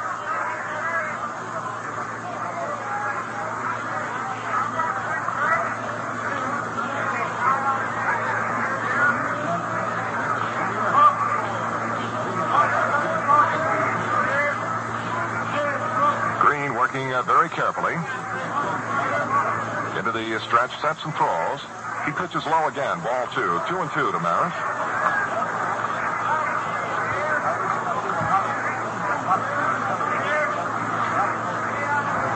The Yankees scored 2 of their 3 runs in the 3rd inning. Kubek and McDougal providing the punch to drive in both 2 runs, and then pitcher Bob Turley singled to drive in the Yankee 3rd run in the 4th. And the Pirates got their only run in that 4th inning. And now the 2-2 to Maris is too low for a ball 3. Well, 3-2 to Maris.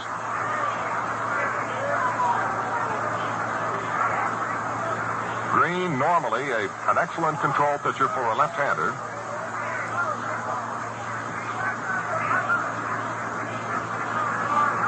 In 70 innings this year with the Pirates, he walked but 33 batters, struck out 48. But of course, there's something a lot different about a World Series game. 3-2 to Maris, swinging a foul ball out of play behind the plate. And the count rides on. 3-2 to Maris, who makes his home out in Raytown, Kansas, which is also the hometown of another pretty good hitter in the American League, Senator outfielder Bob Allison.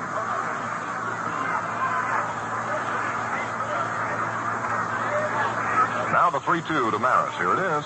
Swinging a foul ball in the dirt behind the plate. So the count continues. Mickey Mantle in the on-deck ring, watching every move of the Pirate southpaw Green.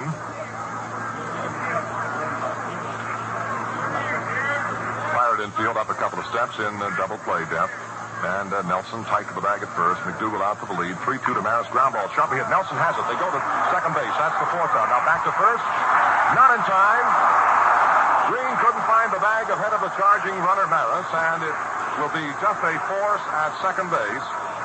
From first baseman Nelson to the shortstop Grote. Grote's return throw to the pitcher Green, covering at first, was not in time, and Maris was able to beat it out, avoiding the double play. It looked like Green took a second look and reached again for that bag, and in that split second, Maris crossed the bag. So 1 out. And Maris holding first base, and now here's Mantle as a right-hander against the left-handed Fred Green. Yankees 3, Pirates 1. And the Yankees working in the top half of the 5th. Green throws, swing, and a foul ball is out of play. Strike 1 to Mantle. Whereas yesterday afternoon's ball game, the opener was an explosive game that just erupted in the very first inning. This afternoon, they've been kind of just grinding it out. And the Yankees lead 3-1. One out, Maris at first, pitch to Mantle, swing and a miss. And I mean, he almost swung himself off his feet. Mantle with a vicious cut. 2 strikes.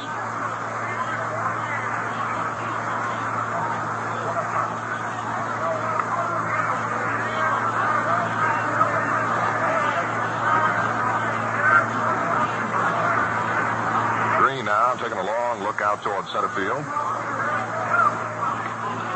And the Bucks left-hander now picking up a sign from Burgess. He's ready to go. There's Maris with his lead at first base. Set the pitch. Inside to Mantle and a ball. 1-2.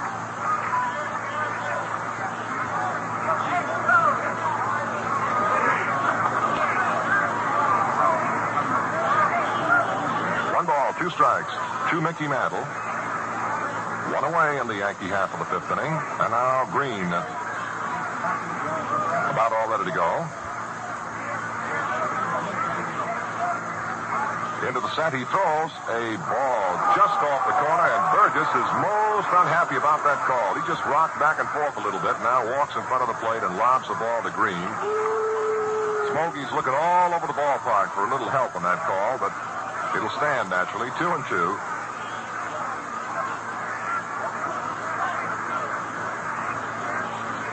Yankees 3, Pirates 1. Yankees at bat here on the top of the 5th.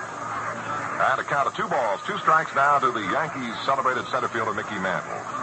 Maris with a pretty good lead at first base, as good as you can get against the left-hander. The pitch is swung on, fly ball hit deep to right. Back goes Clemente, still going, and it is into the seats, a home run for Mickey Mantle.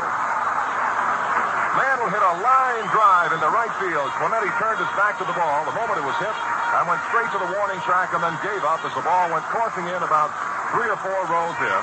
Mantle has gotten his first series hit of 1960, and it went all the way. Scoring Roger Maris with a 4th run, and Mantle himself with run number 5. And it's now the Yankees 5 and the Pirates 1.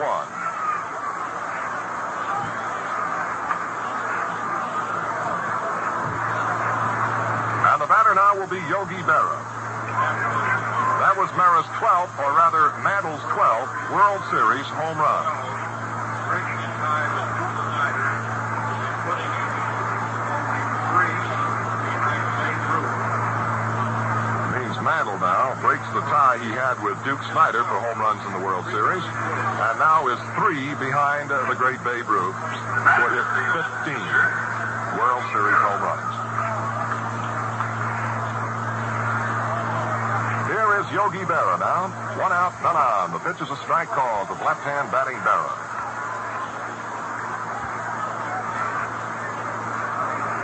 Mantle hit a line drive. Went into the right field lower deck about 5 or 6 rows in. Swinging a ground ball sharply hit towards second baseman Mazeroski. He digs it out, throws to first, and that's all for Berra. He is the second out of the inning. 2 down, and the batter will be Bill Skowron. Next batter, the first baseman, Bill Skowron.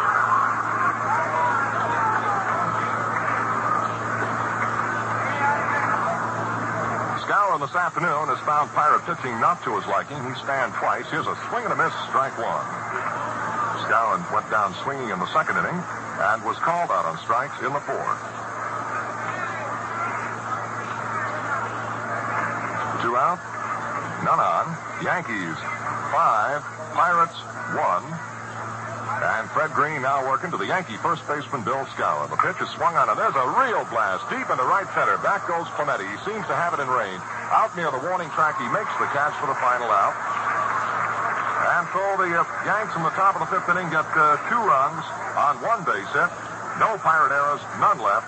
And the score at the end of 4.5 innings of play, Yankees 5, Pirates 1.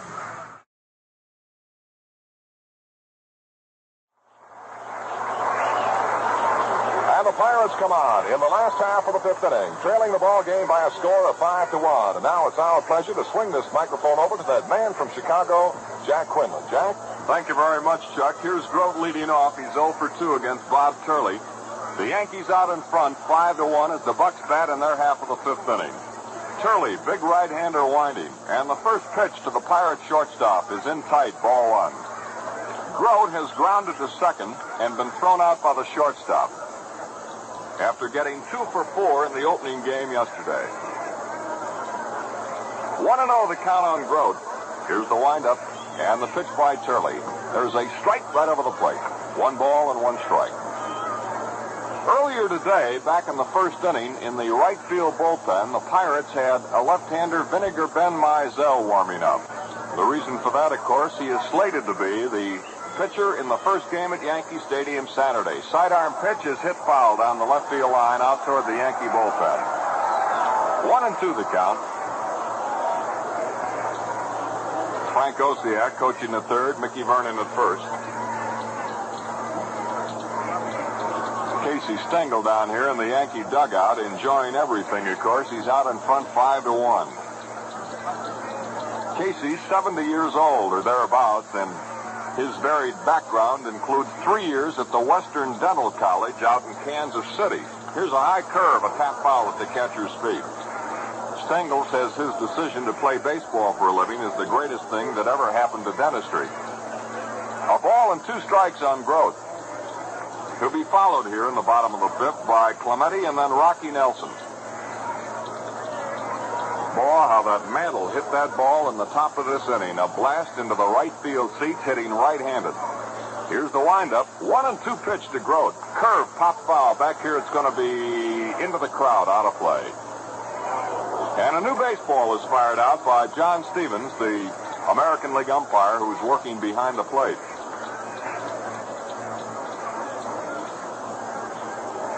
5-1 Yankees, bottom of the fifth. Grote trying to get something started here for the Pirates. They've racked up 6 hits, but only 1 run so far in 4 innings against Turley. Bob, a slow, methodical worker. Now he's winding. Here's the pitch. Sidearm delivery, lined up the middle. A base hit to center field. Hit right past Turley's ears into center field. Here's the throwback to first by Mantle, trying to nail Grote as he rounded first base, but he got back in a hurry. So there's the leadoff single by Grote, his 3rd hit in the series. Hit number 7 by the Pirates off Bob Turley, and it brings up the Pittsburgh right fielder Bob Clemente. He's 2 for 2. A man on first with nobody out here in the last half of the fifth inning. The Yankees out in front, 5-1. Now some of those heavy dark clouds that have been hanging over Pittsburgh all day are starting to float away. And it's beginning to get blue up here to the left, over the left field wall. Pitch to Clemente. Swing and a miss. A throw to first base by Howard. Skowron drops it.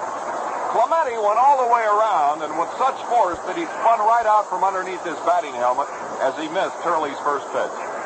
What a cut he had. He's trying to plant one up through the light towers and put it out in Shenley Park. 1 strike on Clemente. The exciting Pirate right fielder. Grote on first, there is nobody out. Here's the stretch. And the pitch by Turley. Curveball, it's inside. It backs him away. 1-1 on Roberto. Rocky Nelson down here to the right, kneeling in the on-deck circle.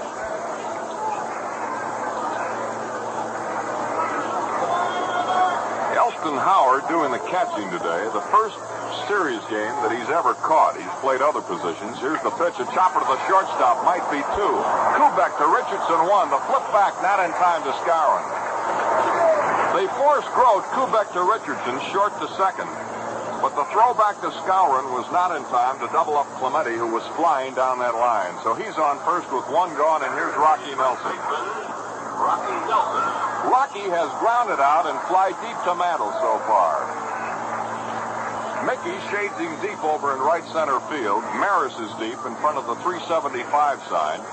And Yogi Berra, the left fielder, is well off the line. And here is that bright sunshine now finally breaking through. Turley into the stretch. Checking the runner over the left shoulder. Here's the pitch to Nelson. It's a curve outside. Ball 1. Yankees 5, Pirates 1. Bottom of the fifth inning. Game 2 of the 1960 World Series from Forbes Field, Pittsburgh. McDougal, Kubek, Richardson, and Skowron around the Yankee infield. Skowron playing behind the runner with a left-handed batter up. Now the pitch to Nelson. Rocky swings and fouls one on the screen up here in front of us. And the count is even, a ball and a strike. Tomorrow will be an open date for traveling as the team swing into New York to open up the Yankee Stadium phase of the World Series on Saturday. At the present time, the scheduled pitchers in Game 3 will be left-handers Mizell for Pittsburgh and Whitey Ford for the Yankees. 1-1 the count. Rocky Nelson up. Clemente on first. There's one gone. Grote started the inning with a solid line single to center field, but was forced by Clemente. Now the stretch by Turley. And the Yankee right-hander fires. A curve hit on the ground, a hit to left field between Kubek and McDougal in the hole at shortstop, and Clemente holds at second base. Rocky Nelson hit a shot to the right of Tony Kubek, the Yankee shortstop. And there's another base hit, sending Clemente to second base. Runners at first and second with one out now. Hit number 8 by the Pirates off Bob Turley. It brings up the left fielder Gino Cimoli. A perfect day, a walk and a single.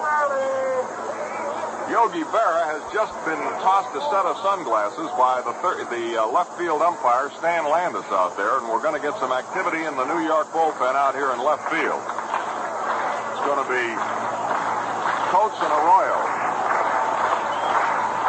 Or Stafford. Phil Stafford, a right-hander, and Louis Arroyo, a southpaw. Throwing now in the Yankee bullpen. The Pirate fans starting to talk it up now. They have runners at first and second with one gone in the bottom of the fifth, and they're trailing the Yankees 5-1. The stretch by Turley. And now Turley backs off the rubber. Cimoli is a hitter who has a habit of creeping in the batter's box as the pitch is being made. He walks up toward the plate. He's a very good right field hitter, and that's the way the Yankee defense is set, playing him to hit that ball to right. Clemente at second leads away. Rocky Nelson away from first with a good lead. Now Turley ready to throw. The first pitch to Cimoli is a strike. Right around the belt. 0-1. Gino was born and raised out in San Francisco. Still makes his home there. Broke in with the Dodgers. Played with the Cardinals and then came to the Pirates.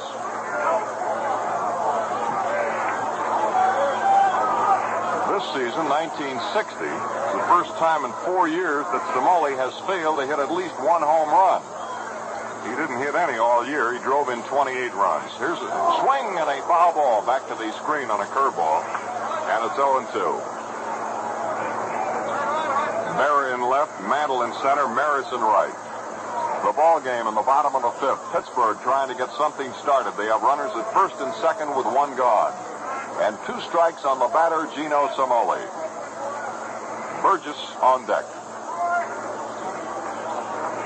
Turley has gone all the way against 2 Pirate pitchers, Bob Friend and Fred Green. Turley looking in. He's a slow worker, has his sign from Elston Howard. Now the 0-2 pitch to Cimoli on the way. Swinging a fly ball, pretty well tagged to right center. Here's Roger Maris going back. He makes the catch on the run. Clemente tags at second. He's heading for third, and he goes in standing up. That ball was well hit by Cimoli to the opposite field, and Roger Maris went back to deep right center and hauled it down for the second out in the inning. After the catch, Clemente tagged and went to third, so the Bucks have runners on first and third with 2 out, and here's Burgess. Smokey has popped up and singled to right field. The Yankees 5, the Pirates 1 here in the last of the fifth.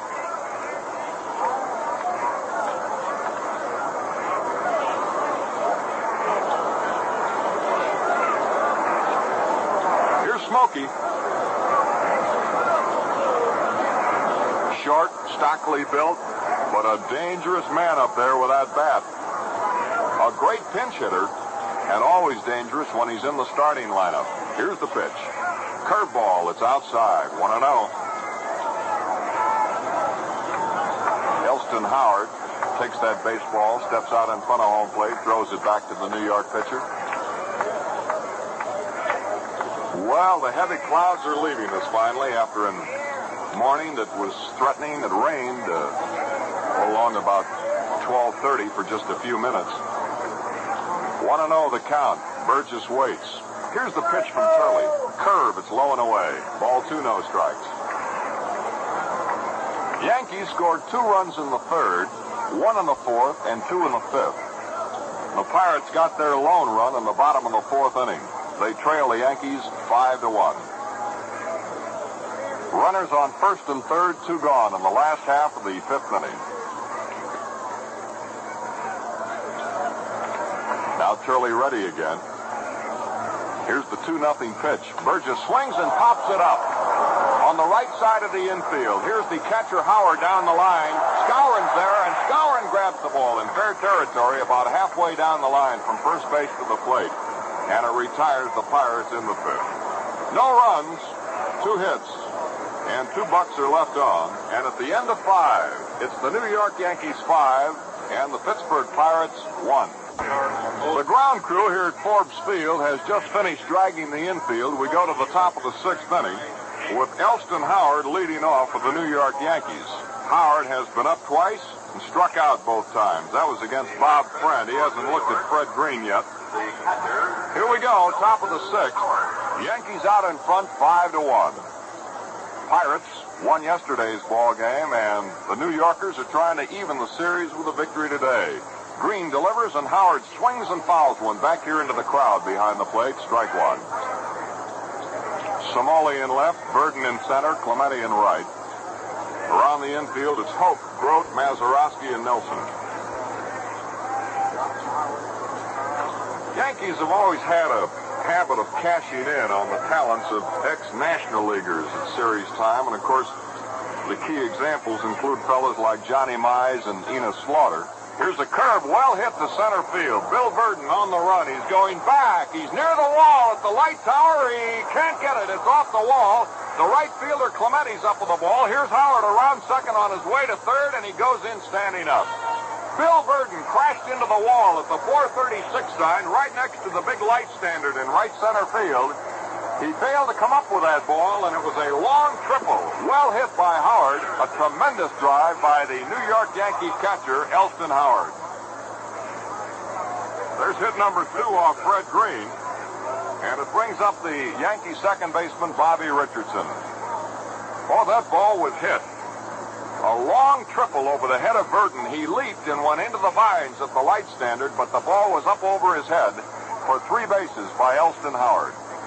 Here's Bobby Richardson now. He has walked and singled and scored 2 runs. The Yankees lead 5-1. We're in the top of the 6th inning. The Pirate infield is going to play in tight, hoping for a play at the plate on the man at third base. The pitch to Richardson. Here's a hit, a solid shot to left field that scores Howard. Up with the ball in front of the scoreboard of Somoli. Bobby Richardson digs for 2. The throw, he's in standing up a double. It is 6-1 in favor of the Yankees as Bobby Richardson doubles down the left field line. Well, Levine is a fellow who started the season with the Los Angeles Dodgers, went to Detroit, was released by the Tigers in the American League, and then the Pirates signed him, and he did himself a very good job with the Pirates this year. Clem was in 15 ball games for Pittsburgh. Won 3, lost none, had an earned run average of 1.49. Levine has been in 4 World Series. In 1953 with Brooklyn, in 55 with Brooklyn, in 56 with Brooklyn, and last year with the Dodgers. He has been in a total of 10 ball games, winning 2 and losing 2 in those various World Series appearances. He's taking his warm-up tosses now.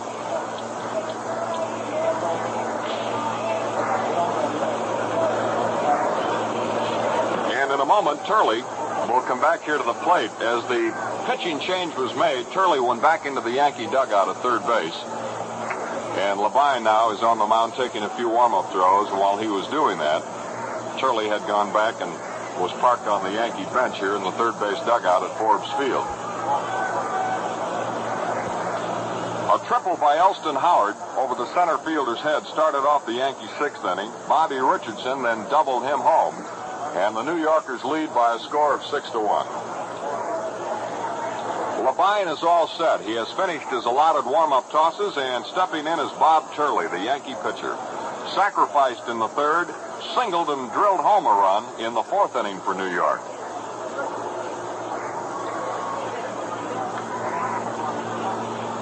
Levine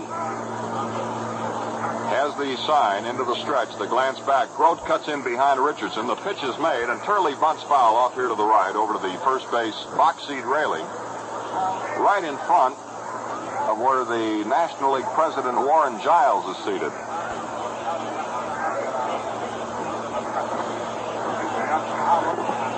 One strike on Bob Turley. Man at second. There is nobody out.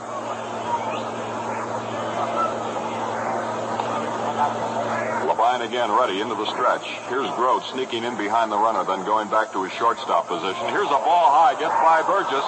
Here's the runner racing for third, and he goes in easily. Well, let's see what they call that. It's a pass ball. That is the second pass ball that's been charged to Smokey Burgess, the Pirate catcher today. A high inside pitch that Turley ducked away from. Burgess got his mitt on the ball, but he couldn't hang on.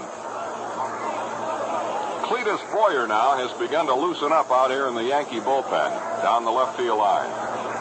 1-1 on Bob Turley. Now, again, the Pirate infield is going to come in and play shallow. Hoke is in at the bend of the grass at third.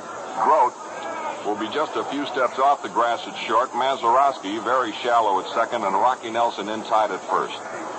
A ball and a strike on Turley. The windup, and here's the pitch. He's going to try to bunt, and he does foul off to the right.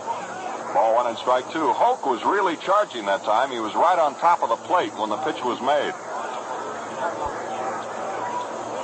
Yankees leading 6-1 here over the Pirates in the top half of the sixth inning. Turley, not a great hitter during the year, batted .073, but he had a big hit and an RBI in the fourth inning. Here's a swing and a chopper to the mound. Levine leaps and spears it, holds the runner at third, and pegs to first. He's out. Nice play by Levine. He leaped off the mound, speared that chopper in the webbing of his glove, took a look at the runner on third, Richardson, and Bobby was staying right where he was in a safe place at third. And then Levine fired the ball to Rocky Nelson in time to get Turley. So there's one out. Man on third, and here's Kubek, who's gone 2 for 3. Singled in the first, singled in the third, and scored a run, and drove one in. And he flied out to left field his last time up. The infield still in with one out. Pitches outside to Kubek, ball one. Tony, a big fella, he's a native of Milwaukee. Stands 6'3", left-handed batter. Richardson is on at third. There's one out. The ball game in the sixth, the Yankees lead 6-1. Levine winding. He fires. They swing at a ground ball to short. The runner's going to have to hold up again. Grote boots it. Then he can't make a play anywhere. Grote took his eye off the ball, looked at the runner at third, and it's an error on Dick Grote, and Kubek is on first base. Richardson remained at third. What happened that time, a little slow roller was hit to Grote, who was playing shallow at short. And as Dick took his eye off the ball and sneaked a peek at the runner on third, thinking that Richardson might have ideas of coming in, he lost possession of the ball. He picked it up, but he dropped it again, and everybody was safe. Richardson remained on third. Kubek is on first base. There's still only one out, and here's McDougal. Gill has struck out, doubled, and walked. Levine fires a ball that's low and outside. 1-0. A run is in for the Yankees in the sixth. They have runners on first and third. One out. Samoli in left, Burden in center, Clemente in right. The stretch by Clem Levine. The pitch to McDougal. A swing and a line drive to left field. Samoli coming on. He's not going to be able to get the ball. It's a hit. It drops in front of him. Richardson scores, and Kubek goes to second and stops there. Another hit by Gil McDougal to single into left field. That run is charged to Fred Green. It's a 7-1 ball game now in favor of the Yankees. Batter is the right fielder. Hit number one off Levine. And the 10th Yankee hit of the ball game. They are now out in front by a score of 7-1. Here's Roger Maris. 1 for 3 with a run scored. Left-handed batter waits. Here's the pitch. A ball that's low. More action down here in the Pirate bullpen. Tom Cheney, a right-hander, warming up. And George Witt is going to join him. Here's the stretch, the pitch to Maris. A ball that's outside. It's 2-0. Now Cheney sits down, and Witt is joined by a left-hander, Joe Gibbon. Roger Maris, the batter. Yankee runners on first and second, 1 out. They've scored 2 runs here in the 6th inning to lead the Pirates 7-1. Pitch, a swing and a miss. He went all the way around. 2-1. Mantle on deck. Game 2. The fans here at Forbes Field, for the most part, except for back in the 4th inning, have been comparatively quiet, because it's been mostly the Yankees putting on the show today. Here's a ball that's outside. 3-1 on Roger.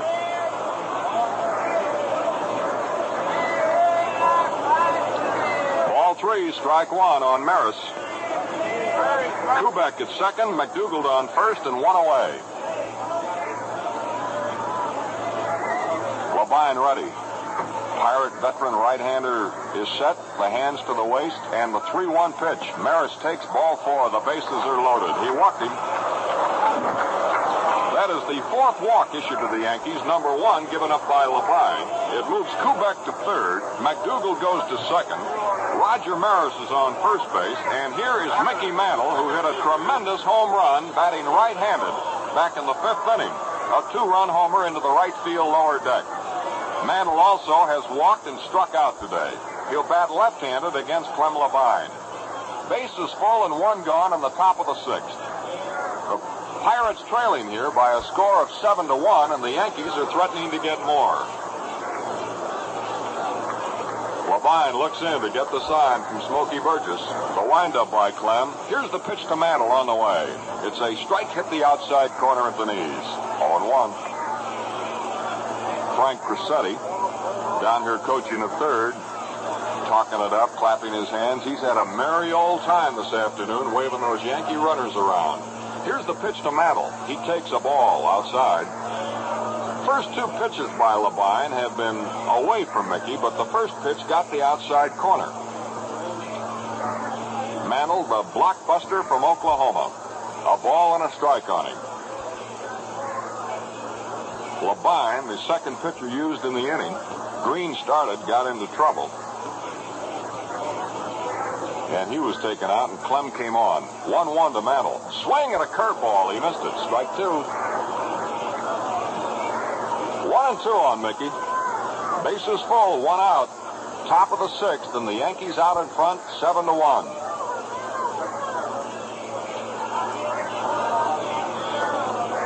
They play Mantle pinched in toward center field. Here's a ball that's outside. 2 balls and 2 strikes. They're giving Mickey both foul lines. Left fielder Simoli shaded over toward left center. And Clemente is well off that right field line, probably 90 feet or so. 2-2 on Mickey. Yankee runners lead away at first, second, and third. The pitch, a strike 3 call. He looked at it, and now he's barking at the plate umpire, Stevens. Mantle is called out on strikes, and he has a few words to say to the plate umpire, John Stevens of the American League, as he walks slowly and very dejectedly back toward the Yankee dugout. So Mickey has struck out for the 2nd time in the ballgame, and for the 4th time in the series. Strikeout number 1 by Clem Labine, and the 7th strikeout against the Yankees. Now the bases are loaded with 2 gone, and here's Yogi Berra. He's grounded out twice and hit a short fly ball to center field the other time. Here's the pitch. It's a ball high and away. Ball 1. 2 runs in the top of the 6th. The Yankees out in front, 7-1. The bases loaded, 2 gone. Yogi gave the Pirate fans a scare earlier today when he put one on the roof in right field. Foul. Here's a line drive. Base hit to center field. 1 run scores. Here's the other man coming on. He's going to score. Here's Maris racing for third. He's in safely. A two-run single by Yogi Berra, and it's 9-1 in favor of the New York Yankees. Berra singled a line drive just out of the reach of Dick Groth, the diving Pirate shortstop. He flew to his left and tried to head that ball off, but he couldn't get to it. And it drives in Kubek from third and McDougald from second base. And the Yankees are now out in front by a score of 9-1.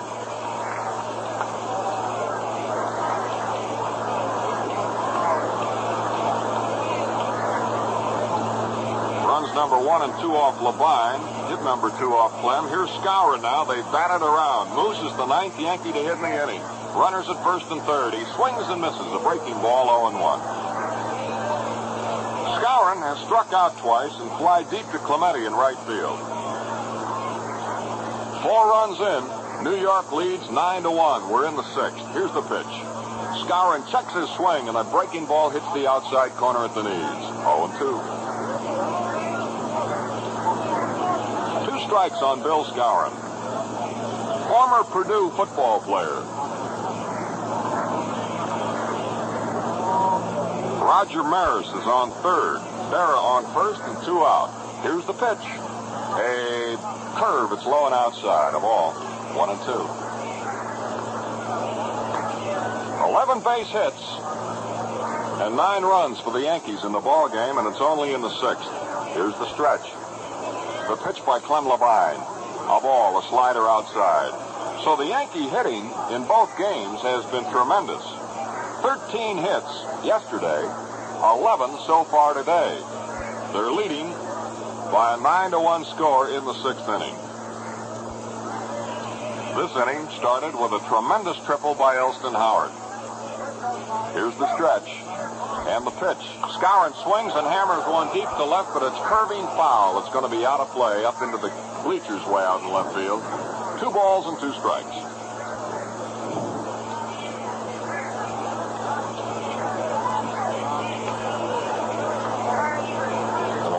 Long time since these Pirates played in the series. Of course, it's old hat to fellows like Skowron and most of the Yankees who've been with this club for a number of years. 2-2 to Moose on the way. Curveball line, left center field, a base hit. Maris scores. Here's Berra rounding second. Yogi's going to try for third, and he's going to make it. Clemente fires the ball into second base. It's another run, and it's now 10-1 in favor of the Yankees. Well, Skowron singles into left center field. And that brings Danny Murtaugh to the mound. It looks like he may make another pitching change, so we pause 30 seconds for station identification. WGY, WGFM, Schenectady. Change. Right-hander George Witt is being called in by Pirate manager Danny Murtaugh. Clem Labine worked 2/3 of an inning. He allowed 3 runs, 3 hits. He struck out 1 and he walked 1. And George Witt, a tall right-hander, is being called in to replace Clem Labine. Well, Witt is the 3rd Pirate pitcher of this inning and the 4th of the ball game. Labine couldn't get him out. Check, the Yankees are making up in runs today what they couldn't get yesterday. They've really been whacking that ball around, especially here in the top of the 6th. The Yankees this afternoon, though, Jack, looked like the Yankees at the start of the year. They were scoring many runs. And yesterday afternoon, hit the ball very well. And this is the way they finished this year with 15 straight. And, of course, the Pirates stopped that yesterday with their opening game 6-4 win. Speaking of strong finishes at the end of the year, and pertaining to World Series, I guess one of the strongest finishes would be the St. Louis Cardinals back in 1942, who really came on, as the expression goes, like gangbusters and won 41 of their last 48 ball games to nip the Dodgers right at the wire. Well, the Yankees finished with 15 straight victories, and though they were held up yesterday by the battling Pittsburgh Pirates, this afternoon they appear to be the Yankees of old, with many base hits and many runs. So far here in the 6th inning, they've scored 5 times on 5 hits. They've had an error thrown in and also a passed ball earlier. And here's Elston Howard, the Yankee catcher who started the whole thing with a triple over the head of Bill Burton. So he's up for the 2nd time in the inning. The 10th man to bat for the Yankees here in the top of the 6th. Howard takes a ball from Witt low and outside. Ball 1. Yogi Berra is parked over here on third. Bill Skowron is on first base. It was Skowron's first hit of the ball game. A line shot into left center field that drove in Roger Maris. George Witt, tall, slim right-hander stretching. And the pitch to Howard. Swing and a miss. A high curveball. He went all the way around. Shakes his head after going around and missing. Slams the bat down on the ground, and he just broke it. He checked the handle to see if anything had happened to it. And for sure, when he slammed the bat handle on the ground, then he had to get a new weapon. He broke it. Gets a new one from the bat boy. 1-1 on Elston Howard. He has tripled and struck out twice. Here's a line drive, another hit to left field. Yogi Berra scores. Skowron goes into second base and holds up. Another run is in, and it's now 11-1 in favor of the Yankees. The second hit in the inning by Elston Howard. Driving in, Yogi Berra from third. The run is charged to Clem Levine.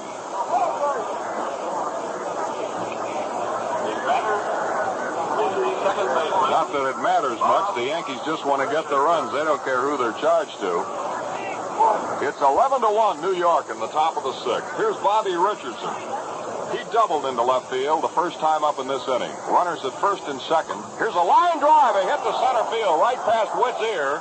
Here's Skowron rounding third. He's going to score. Burden fires the ball into Groth to shortstop. Another run is in. 12-1 in favor of New York. That's the third straight hit for Bobby Richardson, and the second one in this inning. A line drive right past the pitcher's head. Skowron scores, and that run is also charged to Clem Levine. 12-1 Yankees. They've scored 7 times in the top of the 6th inning. Here's Bob Turley up for the second time in the inning. He's the 12th Yankee to bat here in the top of the 6th. As the Pirate pitchers just can't get the New York Yankees out here in the 6th inning. First time up in the inning, Turley was thrown out by the pitcher. Here's a curve, a swing, and a high fly ball into left center field. Bill Burden cruising over, getting under the ball. He makes the catch to retire the side. In the inning, there were 7 runs. There were 7 hits. And there were 2 men left on base. There was 1 error. And at the end of 5.5 innings of play, it is now the New York Yankees 12 and the Pittsburgh Pirates 1. An oculist. The proceeding was attached to the telegram sent by Janzo of the IUE to Buckley of General Electric. Right field wall in the 4th, driving in Somoli, who had singled in front of him. A ball and a strike. Here's the pitch by Turley. Swinging a line drive, left field. It's curving. Here is Kubek racing over. It's a fair ball down the line. Hope rounding first. The Tiger pounds into second base, standing with a double. That is his second double, and it leads off the bottom of the 6th inning and brings back to life the Pirate fans, even though the Bucks are still trailing by 11 runs. That's hit number 9 off Turley. Here's Mazeroski, the Pirate second baseman. He has doubled and lined to third.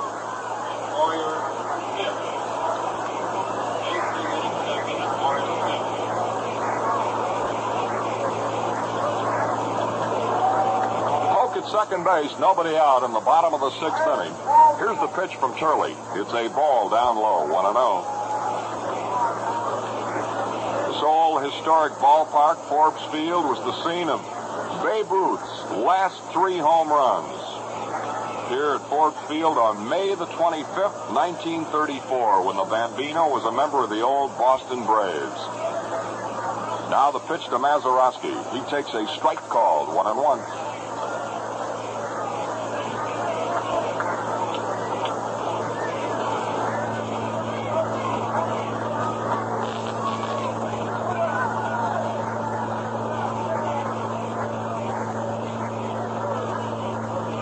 One strike. Maz waits. Hoke at second. There's nobody out. And here's the pitch. Sidearm delivery. Strike. Hit the outside corner. Ball 1 and strike 2. Most last 3 home runs of Ruth's, incidentally, came in successive times at bat, and the last one cleared the right field roof. He was the first man ever to put one over the roof in right field here. Since that time, Mantle has done it in an exhibition game. Bob Skinner of the Pirates, and Wally Moon did it twice, and so did Ted Beard. Here's the pitch. Curve, hit past the pitcher, it's off his glove. Turns around, picks it up, and throws to Skowron in time. Mazeroski's out. He hit a curveball that rolled up the arm of Turley. He recovered in time. Hoke had to stay at second base. Here's Ducky Schofield now, utility infielder, coming out to pinch hit for the pitcher, George Witt. Schofield is the fellow who did such a capable job of filling in for several weeks in September while Dick Grote was out of action with a broken left wrist. Schofield did a great job not only with the bat, he's a switch hitter, batting left-handed here against Turley, but he covered that shortstop area like a blanket. A man at second, 1 out. Schofield takes a ball inside. 1-0. The Pirates went on top in the National League on June the 2nd, and except for a 1-day interval in late July when they dropped back just by percentage points, they were on top of the National League the rest of the way. 1-0 on Schofield. The pitch by Bob Turley. High and outside. Ball 2. Hoke at second, 1 out. The bottom half of the 6th inning. The Yankees lead 12-1. They've out-hit the Pirates 14-9 so far. Turley looks back. See how his defense is set up. Kubek is in left, Mantle in center, and Maris in right. Now the stretch. And the 2-0 pitch. Schofield takes strike call. Letter high on the inside corner. 2 balls and 1 strike. The most runs in any one inning in a World Series game came by the Philadelphia A's in the 7th inning in October of 1929 against the Cubs when they scored 10 runs. Here's the 2-1 pitch. Swinging a little short fly ball right field. Maris comes on. The ball drops in front of him for a base hit. Roger Maris came on and then held up as the ball dropped in front of him, and it's a pinch single by Dick Schofield, sending Don Hoke to third. There's hit number 10 by the Pirates off Bob Turley. Runners on first and third with 1 out, and here's the top of the batting order. Center fielder Bill Burden. He's 0 for 3.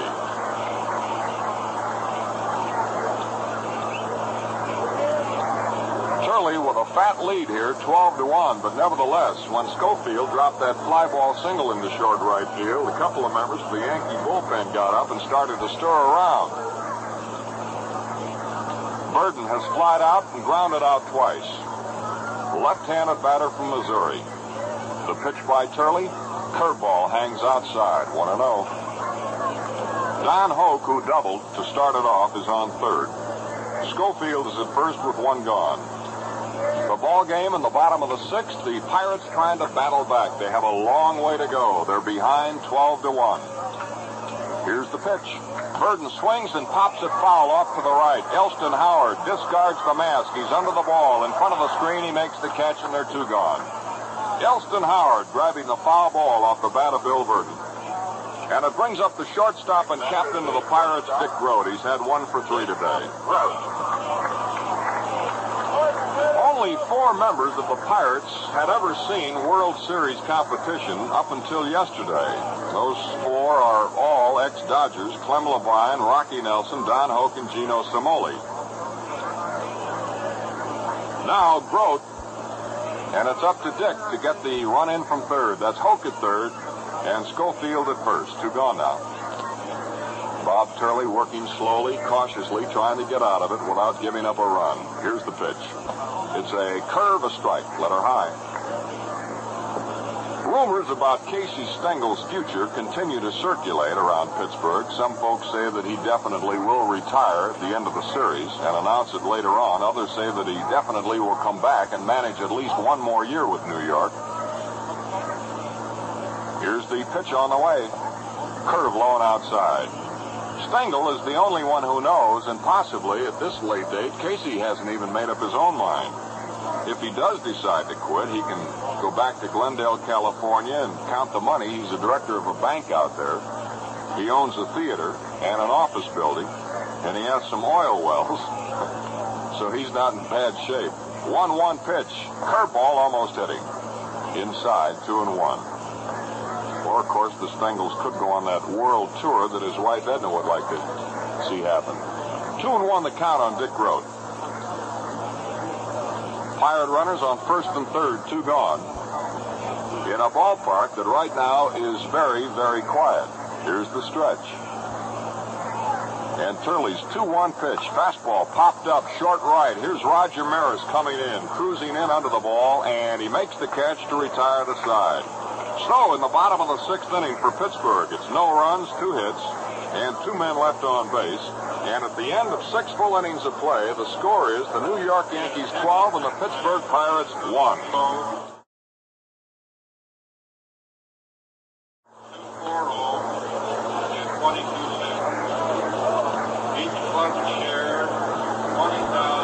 The paid attendance today is 37,308, which is 632 more than were out here for the opening ball game yesterday. Well, we have a new pitcher on the mound for the Pirates, a left-hander, Joe Gibbon. He's the 5th used by Danny Murtaugh. Now pitching for Pittsburgh, number 22, Joe Gibbon. Joe Gibbon. In the Yankee left, Maestri will bat second. Boyer will bat fifth. Joe Gibbon was in 27 ball games for the Pirates this year. He won 4 and he lost 2 with an earned run average of 4.04. Dick Schofield is now playing shortstop, and here's Kubek leading off the top half of the 7th inning. There's the first pitch by Gibbon, and it sails all the way to the screen. Ball 1. Here is a correction. The batter is the left fielder, Tony Kubek.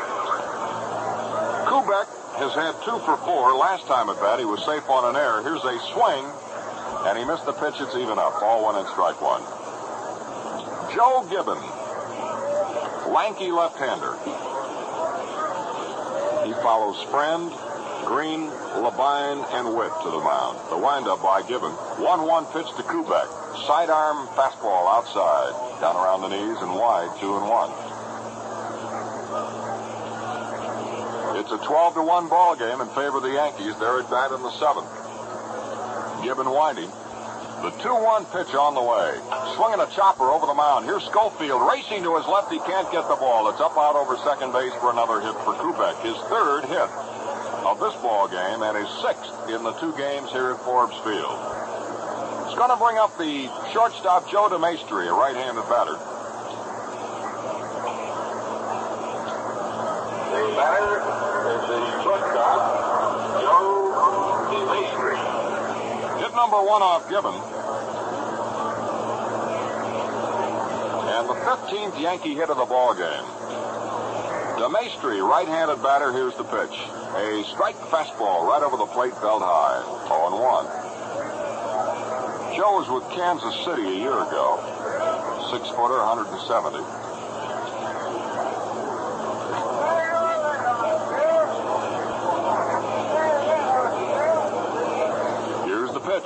Swing and a miss, trying to go to right field. Strike 2.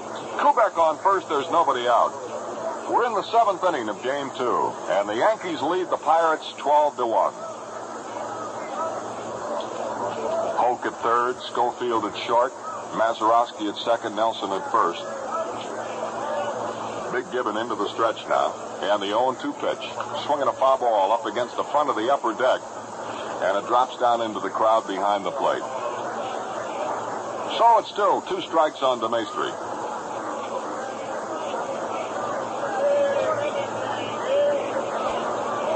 George Witt was taken out for a pinch batter, and Gibbon is the 5th Pirate pitcher of this ball game. The 0-2 pitch. A swing and a line drive, a base hit to right field by DeMaestri. Kubek goes into second base and holds up, and Clemente fires that ball to Mazeroski on the base. 2 straight hits here by Kubek and DeMaestri, have put Yankee runners on first and second with nobody out, and it brings up the right fielder, Roger Maris. Maris has had 1 for 3, a single back in the first. In the 6th inning, he walked and scored a run, was driven in by Skowron.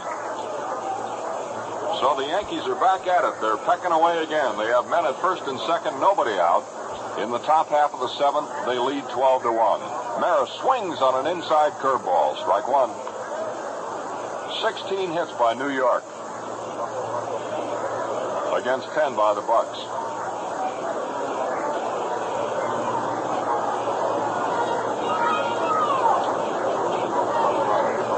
Here's the pitch. Swinging a high foul ball back into the upper deck behind the plate. 2 strikes on Roger Maris. The record for the most hits in any World Series game by the 2 clubs is 29. That was back in 1946, the Red Sox and the Cardinals, October the 10th. 29 hits, combined total, both clubs in 1 World Series game. So far today, there have been 26. Pitch to Maris. Curve up under his chin, a ball. 1-2 on Roger. Kubek at second, DeMaestri on first. There is nobody out. Here's the stretch by Joe Gibbon. And the 1-2 delivery. Curveball, pop foul back here. It's going to go into the crowd behind the plate downstairs. And the count remains a ball and 2 strikes. The Yankees have been playing long ball here today. They also have some line drive singles, but they've really been tagging that baseball. Here's the pitch. Swinging a pop foul off to the left. It's curving back toward the upper deck. And it's still 1-2. New baseball thrown out to the Pirate left-hander.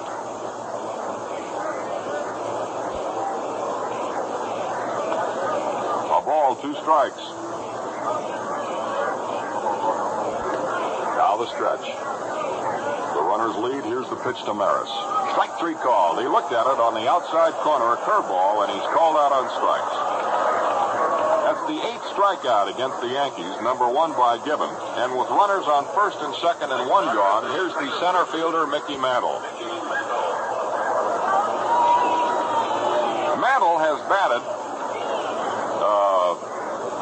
right-handed only once in this series. And that was in the 5th inning of this ball game, and he hammered a pitcher into the right field lower deck with a man on base. A tremendous blow. He's batting right-handed again against left-hander Joe Gibbon. Besides the home run, Mantle has walked once and struck out twice. Kubek at second, DeMaestri at first, 1 away. Mickey waits. Here's the pitch to it. Swinging a long smash to center. Here's another wallop way back. Burden back. It is over the center field wall. A ball that cleared the wall at the 436 side. There's a home run that traveled easily 450 feet. And Mantle has just hit his 2nd home run of the ball game. A tremendous drive over the center field wall, and 3 more runs are in. The Yankees now lead 15-1. Well, Chuck, being an announcer in the National League, I don't have too much opportunity to see Mantle. I've heard about his tremendous tape measure shots, but there's one that's got to go down. They must drive a golden spike into Shenley Park out there. That one won't be forgotten for a long time. Well, Jack, Mantle in the American League, and then I've been associated with the Senators, has offered a few clouts in Griffith Stadium in Washington that they're still talking about. He hit one over the left field bleacher sections clean out of Griffith Stadium, and that's certainly a hit that no one will ever forget. Well, that's hit number 3 and runs number 1, 2, and 3 off the pitching of Joe Gibbon. That's the 14th home run. Here's a swinging a pop-up out behind the mound. The shortstop is in. Schofield waiting. He makes the catch. And the batter, Cletus Boyer, is out. The 13th home run for Mickey Mantle in World Series play. Second one today. Cletus Boyer has just popped up to the shortstop Schofield, and there are 2 men gone now. Here's Skowron. The first baseman, Moose has 1 hit. He's been up 4 times. The pitch by Joe Gibbon. A swing and a foul ball lifted up onto the upper deck, and it drops into the third deck on the first base side, 1 strike. Well, the fans here at Forbes Field are still buzzing about the tremendous blast off the bat of Mickey Mantle. Here's the pitch on the way. Skowron takes a strike, 0-2. 2 singles and a home run in this inning off Joe Gibbon. The Yankees lead 15-1 over the Pirates. Mantle has driven in 5 runs with 2 homers today. Ground ball past the pitcher, a hit to center field. Skowron, second straight hit. That's hit number 4 off Gibbon. And the Moose is on first base, 2 out.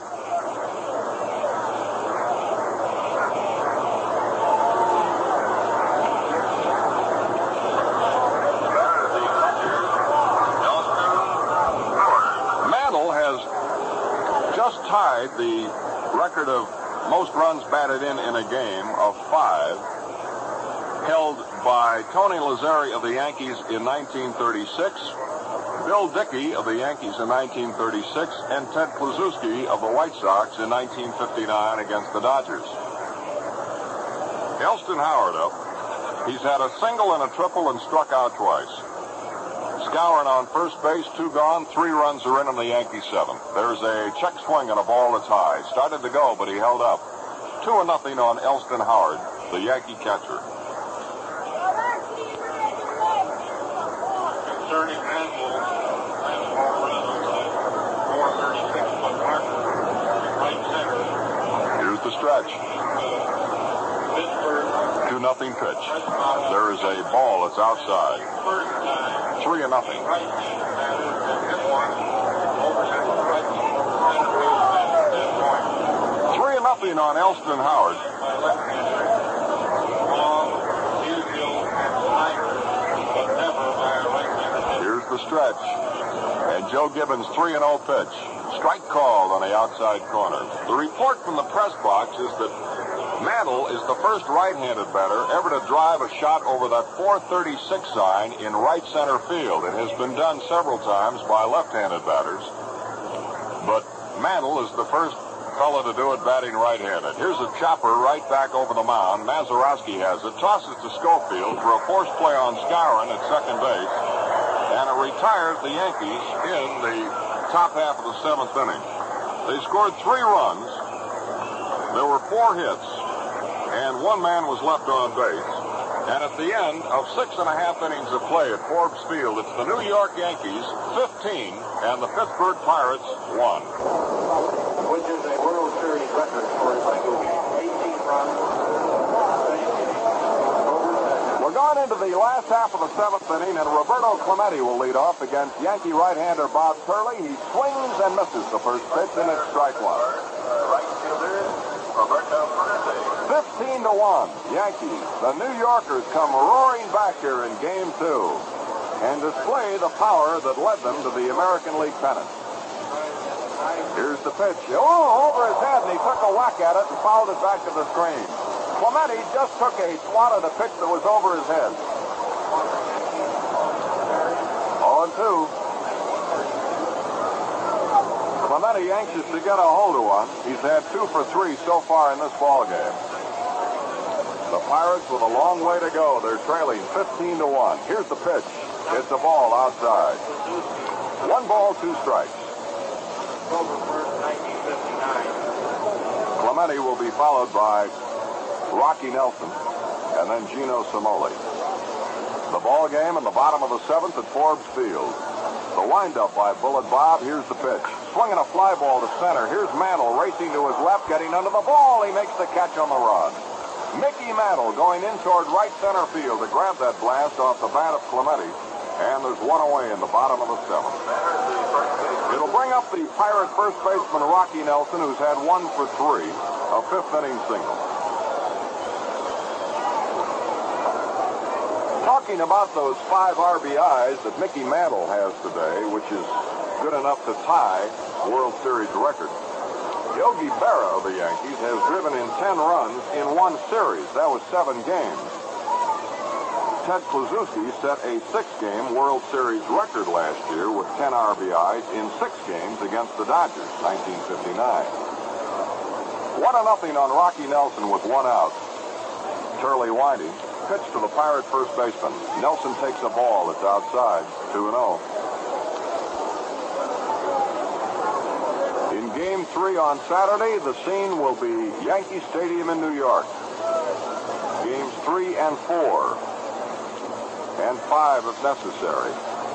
Here's the 2-0 pitch. Swinging a hot shot on the ground. The second baseman, Richardson, up with it. He's going to run, underhands the ball to Skowron, and he makes the play.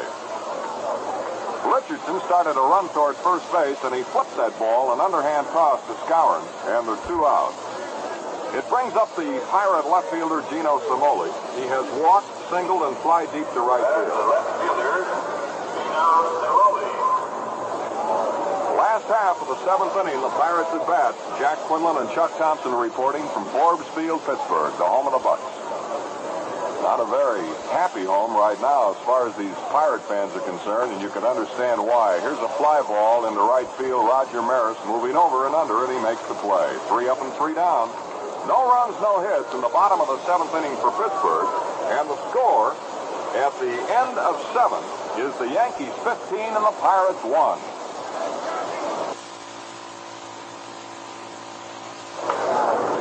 Bobby Richardson leads off the 8th inning for the Yankees.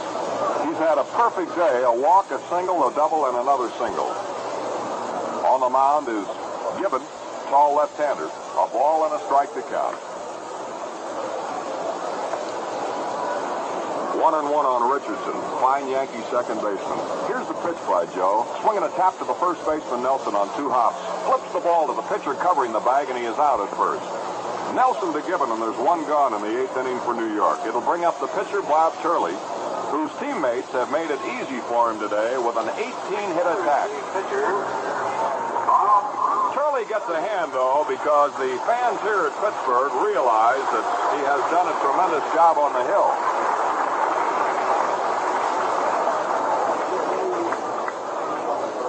Whitey Ford and Ralph Terry doing a little throwing out here in the Yankee bullpen.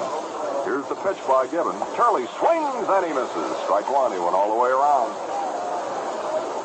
1 out and nobody on. We're in the 8th. The Yankees lead the Pirates 15-1. Wind up by Gibbon. And the pitch on the way. A swing and a line foul down the right field line and into the seats in right field out beyond the Pittsburgh bullpen. 2 strikes. 0-2. Well, one name usually leaps out to wear the Heroes label in each World Series. Who's it going to be this time? Here's the 0-2 pitch. A ball is wide. Last year, of course, you recall it was Larry Sherry of the Dodgers. Back in 1956, Don Larson of the Yankees pitched his perfect game. Afterwards, as a matter of fact, a reporter asked Larson, "Have you ever pitched a better game?" Here's the 1-2 pitch. A ball that's wide. 2-2 on Turley with 1 out.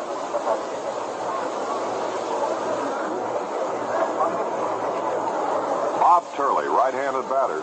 Just like any pitcher, he loves to get those base hits. He's up there swinging away, trying to knock one out here. 2-2 pitch to Turley. He swings and misses, and a pitch outside. He struck him out. We interrupt the ball game for this late word on Schenectady General Electric strike situation. A previous report that General Electric officials would try to break into the picket line at the main gate of General Electric in Schenectady has been described by officials as in error and based on what officials called picket gossip and not fact.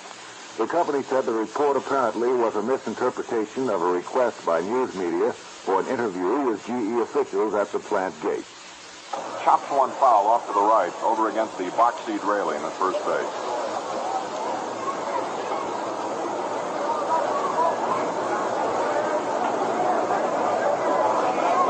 Eli Gerba is now loosening up along with Ralph Terry in the Yankee bullpen. Here's a swing and a miss by Kubek. He tried to hold up, but his motion carried him more than halfway. 0-2. The Yankees also scored 7 runs on October 6, 1937. Bob Friend started this ball game. Third time they scored 7 runs. About 2 hours and 5 minutes ago, something like that. Here's a swing and a fly ball into left field. Samoli comes on and makes the catch to retire the side. 3 up and 3 down for the New York Yankees in the 8th, and that is the first time since the second inning that they've been retired 1-2-3. No runs, no hits, and nobody left on.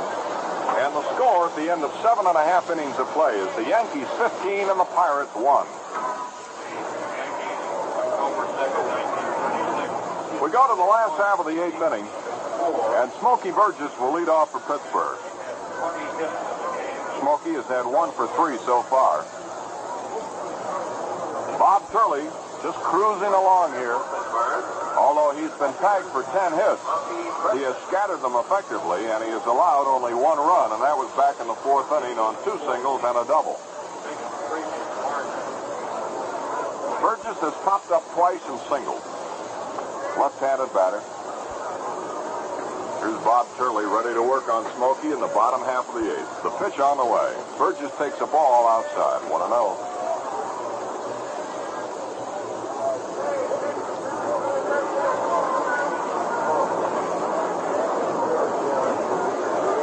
Here's the pitch. Curves outside. 2-0. Bob Turley has gone all the way against Friend, Green, Levine, Witt, and Gibbons. 2-0 the count. Hoke in the on-deck circle. A wind-up, the pitch by Turley. A ball 3, it's inside. 15-1, the Yankees lead. We're in the bottom of the 8th. Game 2 of the 1960 World Series at Forbes Field. Off day tomorrow for traveling. And back to the wars on Saturday at Yankee Stadium. The 3-0 pitch, a strike right over the plate. Turley has walked only 1 batter, and he hasn't recorded a strikeout yet. 3-1 the count on Smokey Burgess. Here's the windup and the pitch from Turley. There's a ball into the dirt. He walked him to open up the Pirate 8th inning. That's the second walk Turley's allowed. And it brings up the third baseman, Don Hoke, who's had 2 doubles in 3 at-bats and the only RBI for the Pirates all afternoon.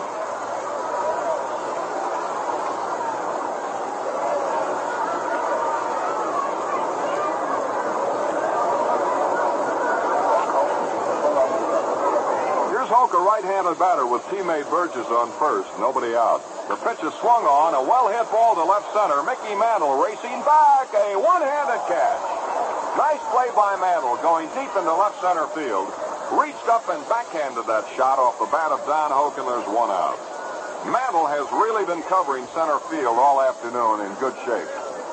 Batter is the second baseman. Here's Mazeroski now. He has doubled, lined out to third, and been thrown out by the pitcher. Smokey Burgess on first and 1 away. Bottom of the 8th. Yankees 15, Pirates 1. The pitch to Maz. A swing and a very high fly ball to medium left field. Tony Kubek under the ball waiting. And he's there to make the catch. 2 gone.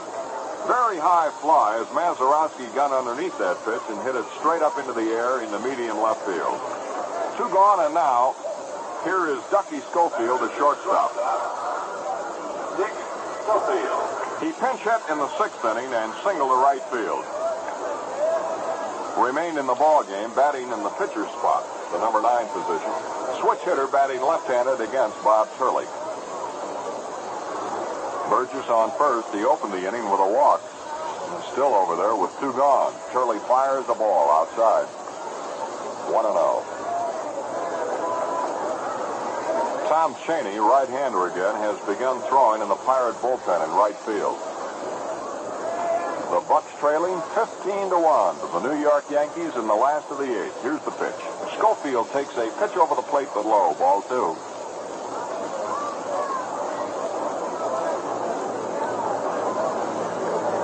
Yankee power exploding here today all afternoon. 15 runs and 18 hits. Here's the stretch by Bob Turley. Checking the runner at first. Here's the pitch. A ball. Smokey Burgess is hopping up and down over there at first base. He very seldom is sent. He's trying to upset Turley, but I don't think Bob is too worried about him with a 14-run lead here in the 8th. Kubek, Mantle, and Maris in left, center, and right. Mickey standing out there with his arms folded in front of his chest. Here's a strike. 3-1 on Schofield. This fellow was a high-priced bonus baby with the St. Louis Cardinals for a number of years. Good utility man. He can play second or short, third. 3-1 pitch to Dick. Low. Ball 4. Second walk of the inning and the third walk of the ball game issued by Bob Turley. So it pushes Burgess over to second base. Schofield is on first with 2 gone, and here is Burton. And this fella is looking for his first hit of the ball game. He's 0 for 4. And for the 2 games, he's gone 1 for 8 so far. He is an ex-Yankee farmhand. Bill Burton, one of the outstanding defensive center fielders in all of baseball. Left-handed batter waiting. Here's the pitch by Turley. High curveball, 1-0. Burton, one of quite a few ball players in the major leagues these days who wear glasses on and off the field. The result of measles when he was a boy. 1-0. The runners lead. Here's Turley firing. Burton takes a fastball outside. 2-0. Clete Boyer at third. His brother Kenny, the great third baseman of the St. Louis Cardinals, is down here just below our broadcasting booth. Bobby Shantz and Ralph Terry warming up in the Yankee bullpen in left field. 2 balls and no strikes. Runners on first and second with 2 gone here in the bottom of the 8th. The Pirates trying to battle from behind. They trail 15-1. Here's the pitch. Ball 3. Turley has lost his radar here in the bottom of the 8th. He can't find the corners. Elston Howard, his catcher, walks out in front of the plate, says, "Come on, Bob. Pitch to me, boy. I'm your target. Put it in there." Throws him the baseball. 3-0 on Burton. And another bad one would load him up.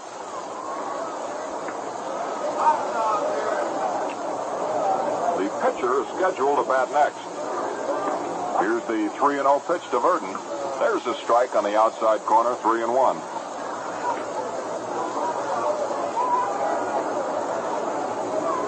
Yes, sir, for a long, long time now, they'll be talking about the batting of Mickey Mantle in this ball game today. Hitting right-handed twice. He hit a home run into the lower deck in right field with a man on, and a 3-run homer over the 436-foot sign in center field. Here's a tap to the second baseman, Richardson, on the ground. He's up with it. The toss to Skowron, and Burton is retired, and so are the Pirates in the bottom of the 8th. No runs, no hits, 2 walks, and 2 men left on. And after 8 full innings of play, it's the New York Yankees 15 and the Pittsburgh Pirates 1.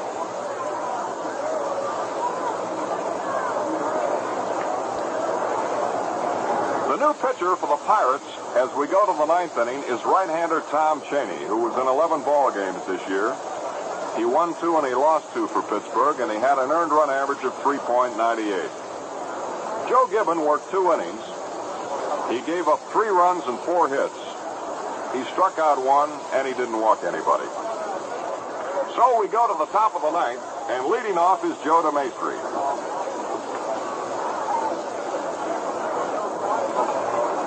The first batter for New York. DeMaestri, right-handed batter, steps in. Joe DeMaestri. Tom Cheney, pitcher number 6 on the Yankee hit parade today. It pounded out 18 of them with 15 runs. Here's a ball up around his chin. He leans away from it. Ball 1. The Pirates have one more shot at Mr. Turley. In the bottom of the 9th, they'll send up a pinch hitter for the pitcher, then Clemente, and then Rocky Nelson. Here's a strike. 1-1. We're going to miss that time. Roger Maris on deck. United Airlines has tickets. Here's the windup. And the 1-1 delivery. A strike right around the belt on the inside corner. Ball 1 and strike 2. For Lyle Smith of Detroit. Samoli, Verdon, Clemente making up the Pirate outfield. DeMaestri trying to get on base to start something else. The Yankees lead 15-1. Of NBC. Here's the pitch. A strike call, a curveball on the outside corner at the knees, and DeMaestri is called out on strikes. Strikeout number 1 by Cheney, and the 10th strikeout against the Yankees in the ballgame. Here's Roger Maris now. He's had 1 hit in 4 times up. He has scored 2 of the 15 Yankee runs today. Friend, Green, LeBline, Witt, Gibbon, and Cheney. Murtaugh has gone pretty well through his Pirate staff. Here's the pitch on the way. It's a ball. It's down low, 1-0. 1 away in the top of the 9th. Yankees out in front by 14 big runs. They have led since the 3rd inning. Here's the pitch. Maris takes a ball that's wide. It's 2-0 on Roger. The RBI champion of the American League this season with 112 runs driven in. He finished second to Mantle in home runs. Roger hit 39 after leading most of the way. Here's a swing and a foul up on the net. 2 balls and 1 strike. Little Bobby Shantz continuing to warm up out here in the Yankee bullpen. 1 out in the 9th. New York at bat. The fans will get one more look at Mantle today.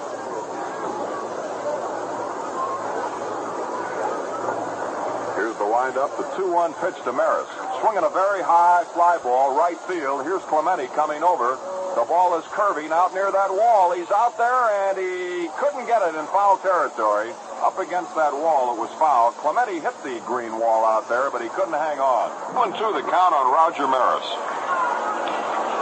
This young fella hit the first home run of the series yesterday. A blast into the right field upper deck against Vernon Law.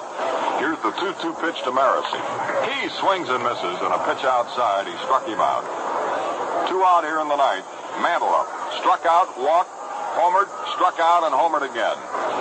Batting left-handed against Cheney. A ball outside. Mantle has displayed his power both times today, hitting right-handed. A home run off Green in the 5th. And a home run in the 7th inning off left-hander Joe Gibbon. Here's the pitch by Tom Cheney. A ball is wide, 2-0. Cheney probably asked Green and Gibbon how to keep from throwing Mantle a home run ball. They probably both said walking. Don't give him anything. Mickey led the American League in homers with 40, and he's hit 2 here today. Ball 3. He may not get a shot at another home run because Cheney is keeping everything away from him. 3-0 on Mantle with 2 gone in the 9th.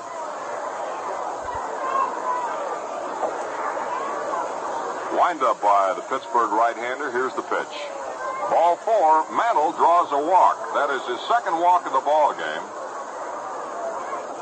The 5th walk issued to the Yankees today. And that's going to bring up Clete Boyer, the 3rd baseman. Mantle on first with 2 gone in the 9th inning. The Yankees out in front, 15-1 over Pittsburgh. And unless the Pirates can battle back here in the bottom of this inning and do a great job, and the series will be all tied at 1 victory apiece as the scene moves to New York for Saturday's first game at Yankee Stadium. Here's the pitch to Boyer. It's a ball. It's high. 1-0. Clete, from a baseball playing family, had a couple of brothers make the majors. Cloyd, Kenny. Right-handed batter. Cletus Boyer. Here's the pitch. A swing and a miss. He went all the way around. 1-1. Ball 1 and strike 1 the count. Boyer hit 14 home runs for the Yankees this year and drove in 45 runs with an average of 242. Mantle leads at first base. Here's the pitch to Boyer. Swinging a fly ball to left field. It's curving. Here's the left fielder Samoli digging over. Might be fair, might be foul. It's a fair ball down the line and left. And here's Mantle racing for third. He's in. The throw to second. He is safe. A double for Clete Boyer down the left field line. Samoli chased that ball, but he couldn't get to it in time, and it dropped just fair by a yard or so in left field. And there is a 2-base hit for Clete Boyer. Batter is the first baseman, Bill Skowron. Hit number 1 off Cheney, and number 19 by the Yankees, and that ties a record for the most hits by both teams in a World Series game of 29 hits by the St. Louis Cardinals and the Boston Red Sox back in October of 1946. There have been 29 hits here again today. Here's Skowron, the first baseman. A swing and a foul off the mask of Smokey Burgess. Rolls back here to the box seats. Skowron's gone 2 for 5. A couple of singles. Moose is driven in. 1 run. Runners on second and third, 2 out. Burgess is getting some new equipment. That foul ball evidently broke the strap on his mask when it hit it. And he has discarded the old one, and he's got a new one now from the Pirate bat boy. 1 strike on Skowron. This fella's strong. Hits with great power to all fields. Here's the windup and the 0-1 pitch by Tom Cheney. A ball inside. Fastball just a little tight. 1-1. After striking out DeMaestri and Maris, Mantle drew a walk, and then Cheney gave up the double to Clete Boyer. Here's the 1-1 pitch to Skowron. A swing and a high pop foul that's going to be out of play back here on the right side behind the Pirate dugout at first base. Ball 1 and strike 2. Burgess gets a new baseball from Johnny Stevens, the plate umpire, and fires it out to Tom Cheney, who is rubbing it up now. 15-1. The Yankees lead. We're in the top of the ninth. They've out-hit the Pirates 19-10. Cheney checks the runner at third. That's Mantle. Here's Boyer off the bag at second. The pitch to Skowron is a swing and a miss. The ball gets away from Burgess. Here's Mantle scoring. And here is the other man going to third. I believe that Skowron checked his swing on that pitch. Wild pitch. And it's called a wild pitch by Cheney, and Mantle scores, and it's now 16-1 Yankees, and Boyer is parked on third. So that's run number 1 off Tom Cheney. It was a wild pitch, a low outside curveball that Skowron started to go for, and he held up. Count is 2-2 on Bill. Boyer on third, 2 out and a run in, and the Yankees now out in front, 16-1.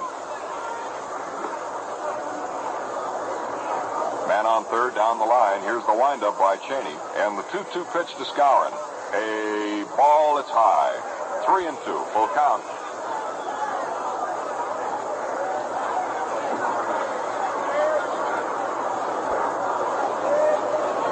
The biggest inning so far for the Yankees was the 6th, when they scored 7 times. Here's the 3-2 pitch now to first baseman Bill Skowron. It's on the way, and he swings and hammers one foul upstairs onto the edge of the third deck right behind the plate. It's still a full count, 3-2. The ball game in the top of the ninth at Forbes Field. Game 2 of the 1960 World Series. The Yankees trying to even things up. Here's the pitch to Skowron. A chopper hits the dirt, goes back to the pitcher on 1 hop, and he throws to first in time. Skowron is out. Cheney to Rocky Nelson. And in the 9th inning, the Yankees score 1 run on 1 hit. There was a wild pitch, and 1 man was left on base. And now we go to the last half of the 9th inning, and at the end of 8.5 innings, it's the Yankees 16 and the Pirates 1. In the last half of the 9th inning, Joe Christopher has just led off, hitting for the pitcher, and he's been hit by the first pitch, and Clemente drives one deep to left. The left fielder back. A great catch by Kubek. A one-handed stab going back toward the wall, and there's 1 out. After Joe Christopher was hit by Turley's first pitch, Clemente teed up and hit one deep to left field, and Kubek, the Yankee left fielder, went back and speared that line drive, and there's 1 away. Here's Rocky Nelson. He's had 1 hit, 1 for 4. A man on first and 1 gone at the bottom of the 9th. Here's the pitch to Rocky. A swing and a fly ball that's going to drop into short right field for a base hit in front of Roger Maris. Christopher holds up at second base. Maris fires that ball into shortstop Joe DeMaestri on the edge of the infield grass. The next batter. That's Rocky Nelson's 2nd hit, and the 11th off Turley. Now there have been a total of 30 hits, which is a brand new World Series record, breaking the old one set by the Cards and Red Sox in 1946 of 29 hits by the 2 teams combined. Runners on first and second, 1 out. Gino Cimoli's up. Total hits for 2 teams. Cimoli has had 1 for 3 plus a walk. And he scored the only Pirate run today back in the 4th inning when Hoke doubled him in. Here's a curve hit through the middle, a base hit to center field. Joe Christopher rounds third. He'll score, and Rocky Nelson holds at second base. Another run is in, and the Pirates are now trailing 16-2. And the fans whoop it up. This is the first time they've had a chance to yell since back in the 4th inning when Pittsburgh scored their other run. So Cimoli drives in a run with a single to center field. Hit number 12 and run number 2 off Bob Turley. Rocky Nelson at second, Cimoli on first and 1 out. And here is Burgess, who's had 1 for 3 plus a walk.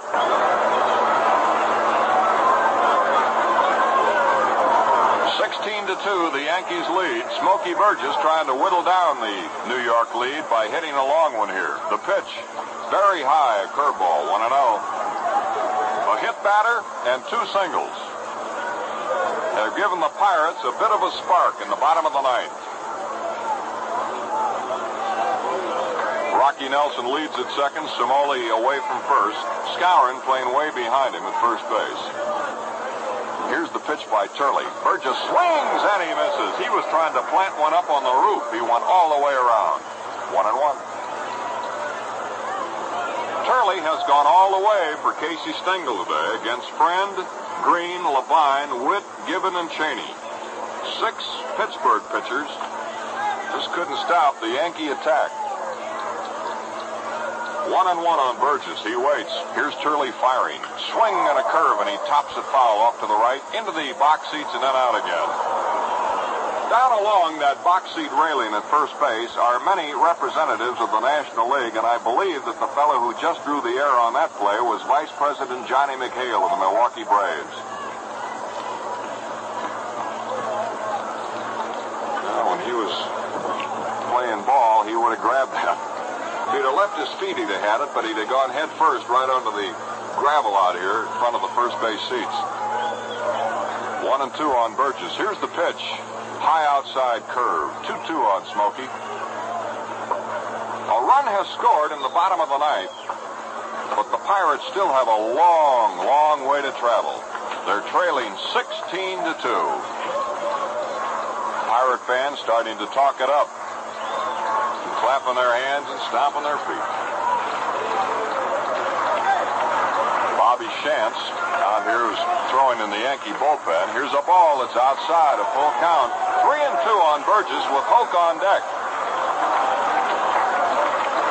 Well, I'll tell you, you may feel that it's almost impossible to come from behind, but this is a ball club that has done it many, many times during the course of the season, in the late innings, and particularly in the 9th. I don't recall that they ever came from behind and scored 14 runs in the 9th inning.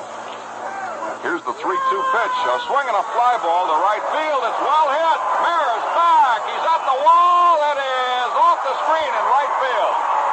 Here's Rocky Nelson being held up, and the bases are loaded. Here's a throw to first base. They got Burgess in a rundown. They throw the ball away.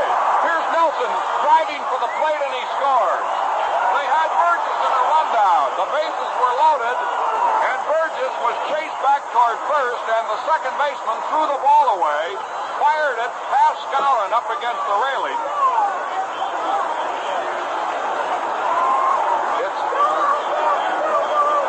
It's a single is all off the screen. The runners on base, Nelson and Cimoli, had to play it safe because there was a chance that Maris might catch that ball. It's a single high off the screen. Rocky Nelson was held up at third and Cimoli at second, and then Burgess, after rounding first and getting halfway to second base, saw that he had to get back, but they had him trapped. Richardson threw the ball to Skowron to try to nail Smokey, and Bobby threw the ball away from Moose, and it's an error. It's a single off the screen by Burgess, and an error on Bobby Richardson, the first Yankee error of the ball game. And that is going to bring in a left-hander, Bobby Shantz. The bases are loaded here with only 1 out in the bottom half. Runners are on first and second, rather. Rocky Nelson scored on the error. It's no run batted in for Burgess. 2 runs are in the inning. And it's now a 16-3 ball game in favor of the New York Yankees. Bobby Shantz is going to relieve Turley, and here's Bob headed for the clubhouse. Well, he worked 8 1/3 innings. He allowed 13 hits. Didn't strike out anybody. Gave up 3 walks, 3 runs, and hit 1 batter. Number 30, Bobby Shantz. Little Bobby Shantz. Bobby Shantz. A left-hander who won 5 and lost 4 for New York and had an earned run average of 2.78, is the second Yankee pitcher of this ball game. Next batter for Pittsburgh. Back in, well, not too many years ago, 1952, Bobby Shantz was the winningest pitcher in the American League. He won 24 ball games for the Philadelphia A's. He's been in 1 World Series. That was in '57 with the Yankees, appearing in 3 ball games. And he lost his only decision in a World Series affair. Somoli is on third now, and Burgess on first. Somoli took third on the overthrow at first base. Here's Shantz curving Don Hoke right around the knees, and it's 0-1. Runners at first and third with 1 out. Nelson scored on the air, and Somoli went from second to third. Smokey Burgess on first, stretched by Shantz. Here's the pitch on the way. Curveball, he taps it foul to the screen. Strike 2. 32 hits in the ball game so far. 19 by the Yankees, 13 by the Pirates. 16-3, New York leads. We're in the bottom of the 9th. It's now or never for the Pirates, and they're trying to make it right now. Shantz asks for a new baseball. He gets it. Elston Howard, the catcher, rubbing it up for him.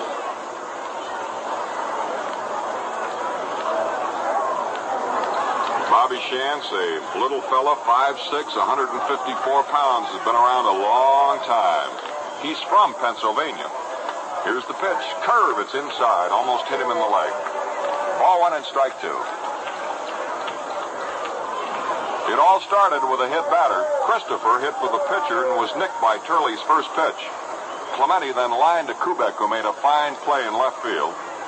Then 3 straight singles. Here's a curve, top to the pitcher. Shantz has it, fires to Richardson out, relay to first base, out. The ball game is over. Hoke is really mad at that play at first base on the call by the first base umpire.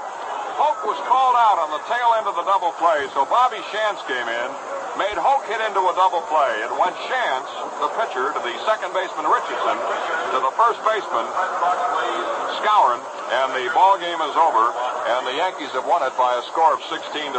In the bottom of the 9th inning, Pittsburgh scored a couple of runs on 3 hits. There was 1 error, and 1 man was left on base. And the final score was the New York Yankees 16 and the Pittsburgh Pirates 3. And we're waiting for the official totals now from the score.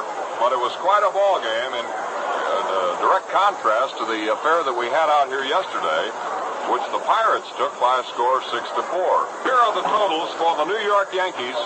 16 runs, 19 hits, 1 error, 8 men left on base. For the Pittsburgh Pirates, 3 runs on 13 hits, 1 error, with 13 men left on for Pittsburgh. The winning pitcher, Bob Turley, his record now 1-0 in the series. The losing pitcher was Bob Friend. His record now 0-1 in the series, and the time of the ball game was 3 hours and 14 minutes. Well, Jack, Mantle had a great day, and you certainly would have to give a lot of credit, I would say, to the Yankee starter, Bob Turley, who, though his teammates gave him a tremendous bulge to work with, Turley, for the most part today, pitched as though he had but a 1-run lead. And he was tough when he needed to be tough. In the second inning, the Pirates threatened with runners at second and third and 2 out, and Turley shut the door, wouldn't allow them to score. He begrudgingly gave up 1 run in the 4th inning on 3 straight base hits, a pair of singles and then a double. And the Pirates had him moving a little bit in the 5th inning with runners at first and second base.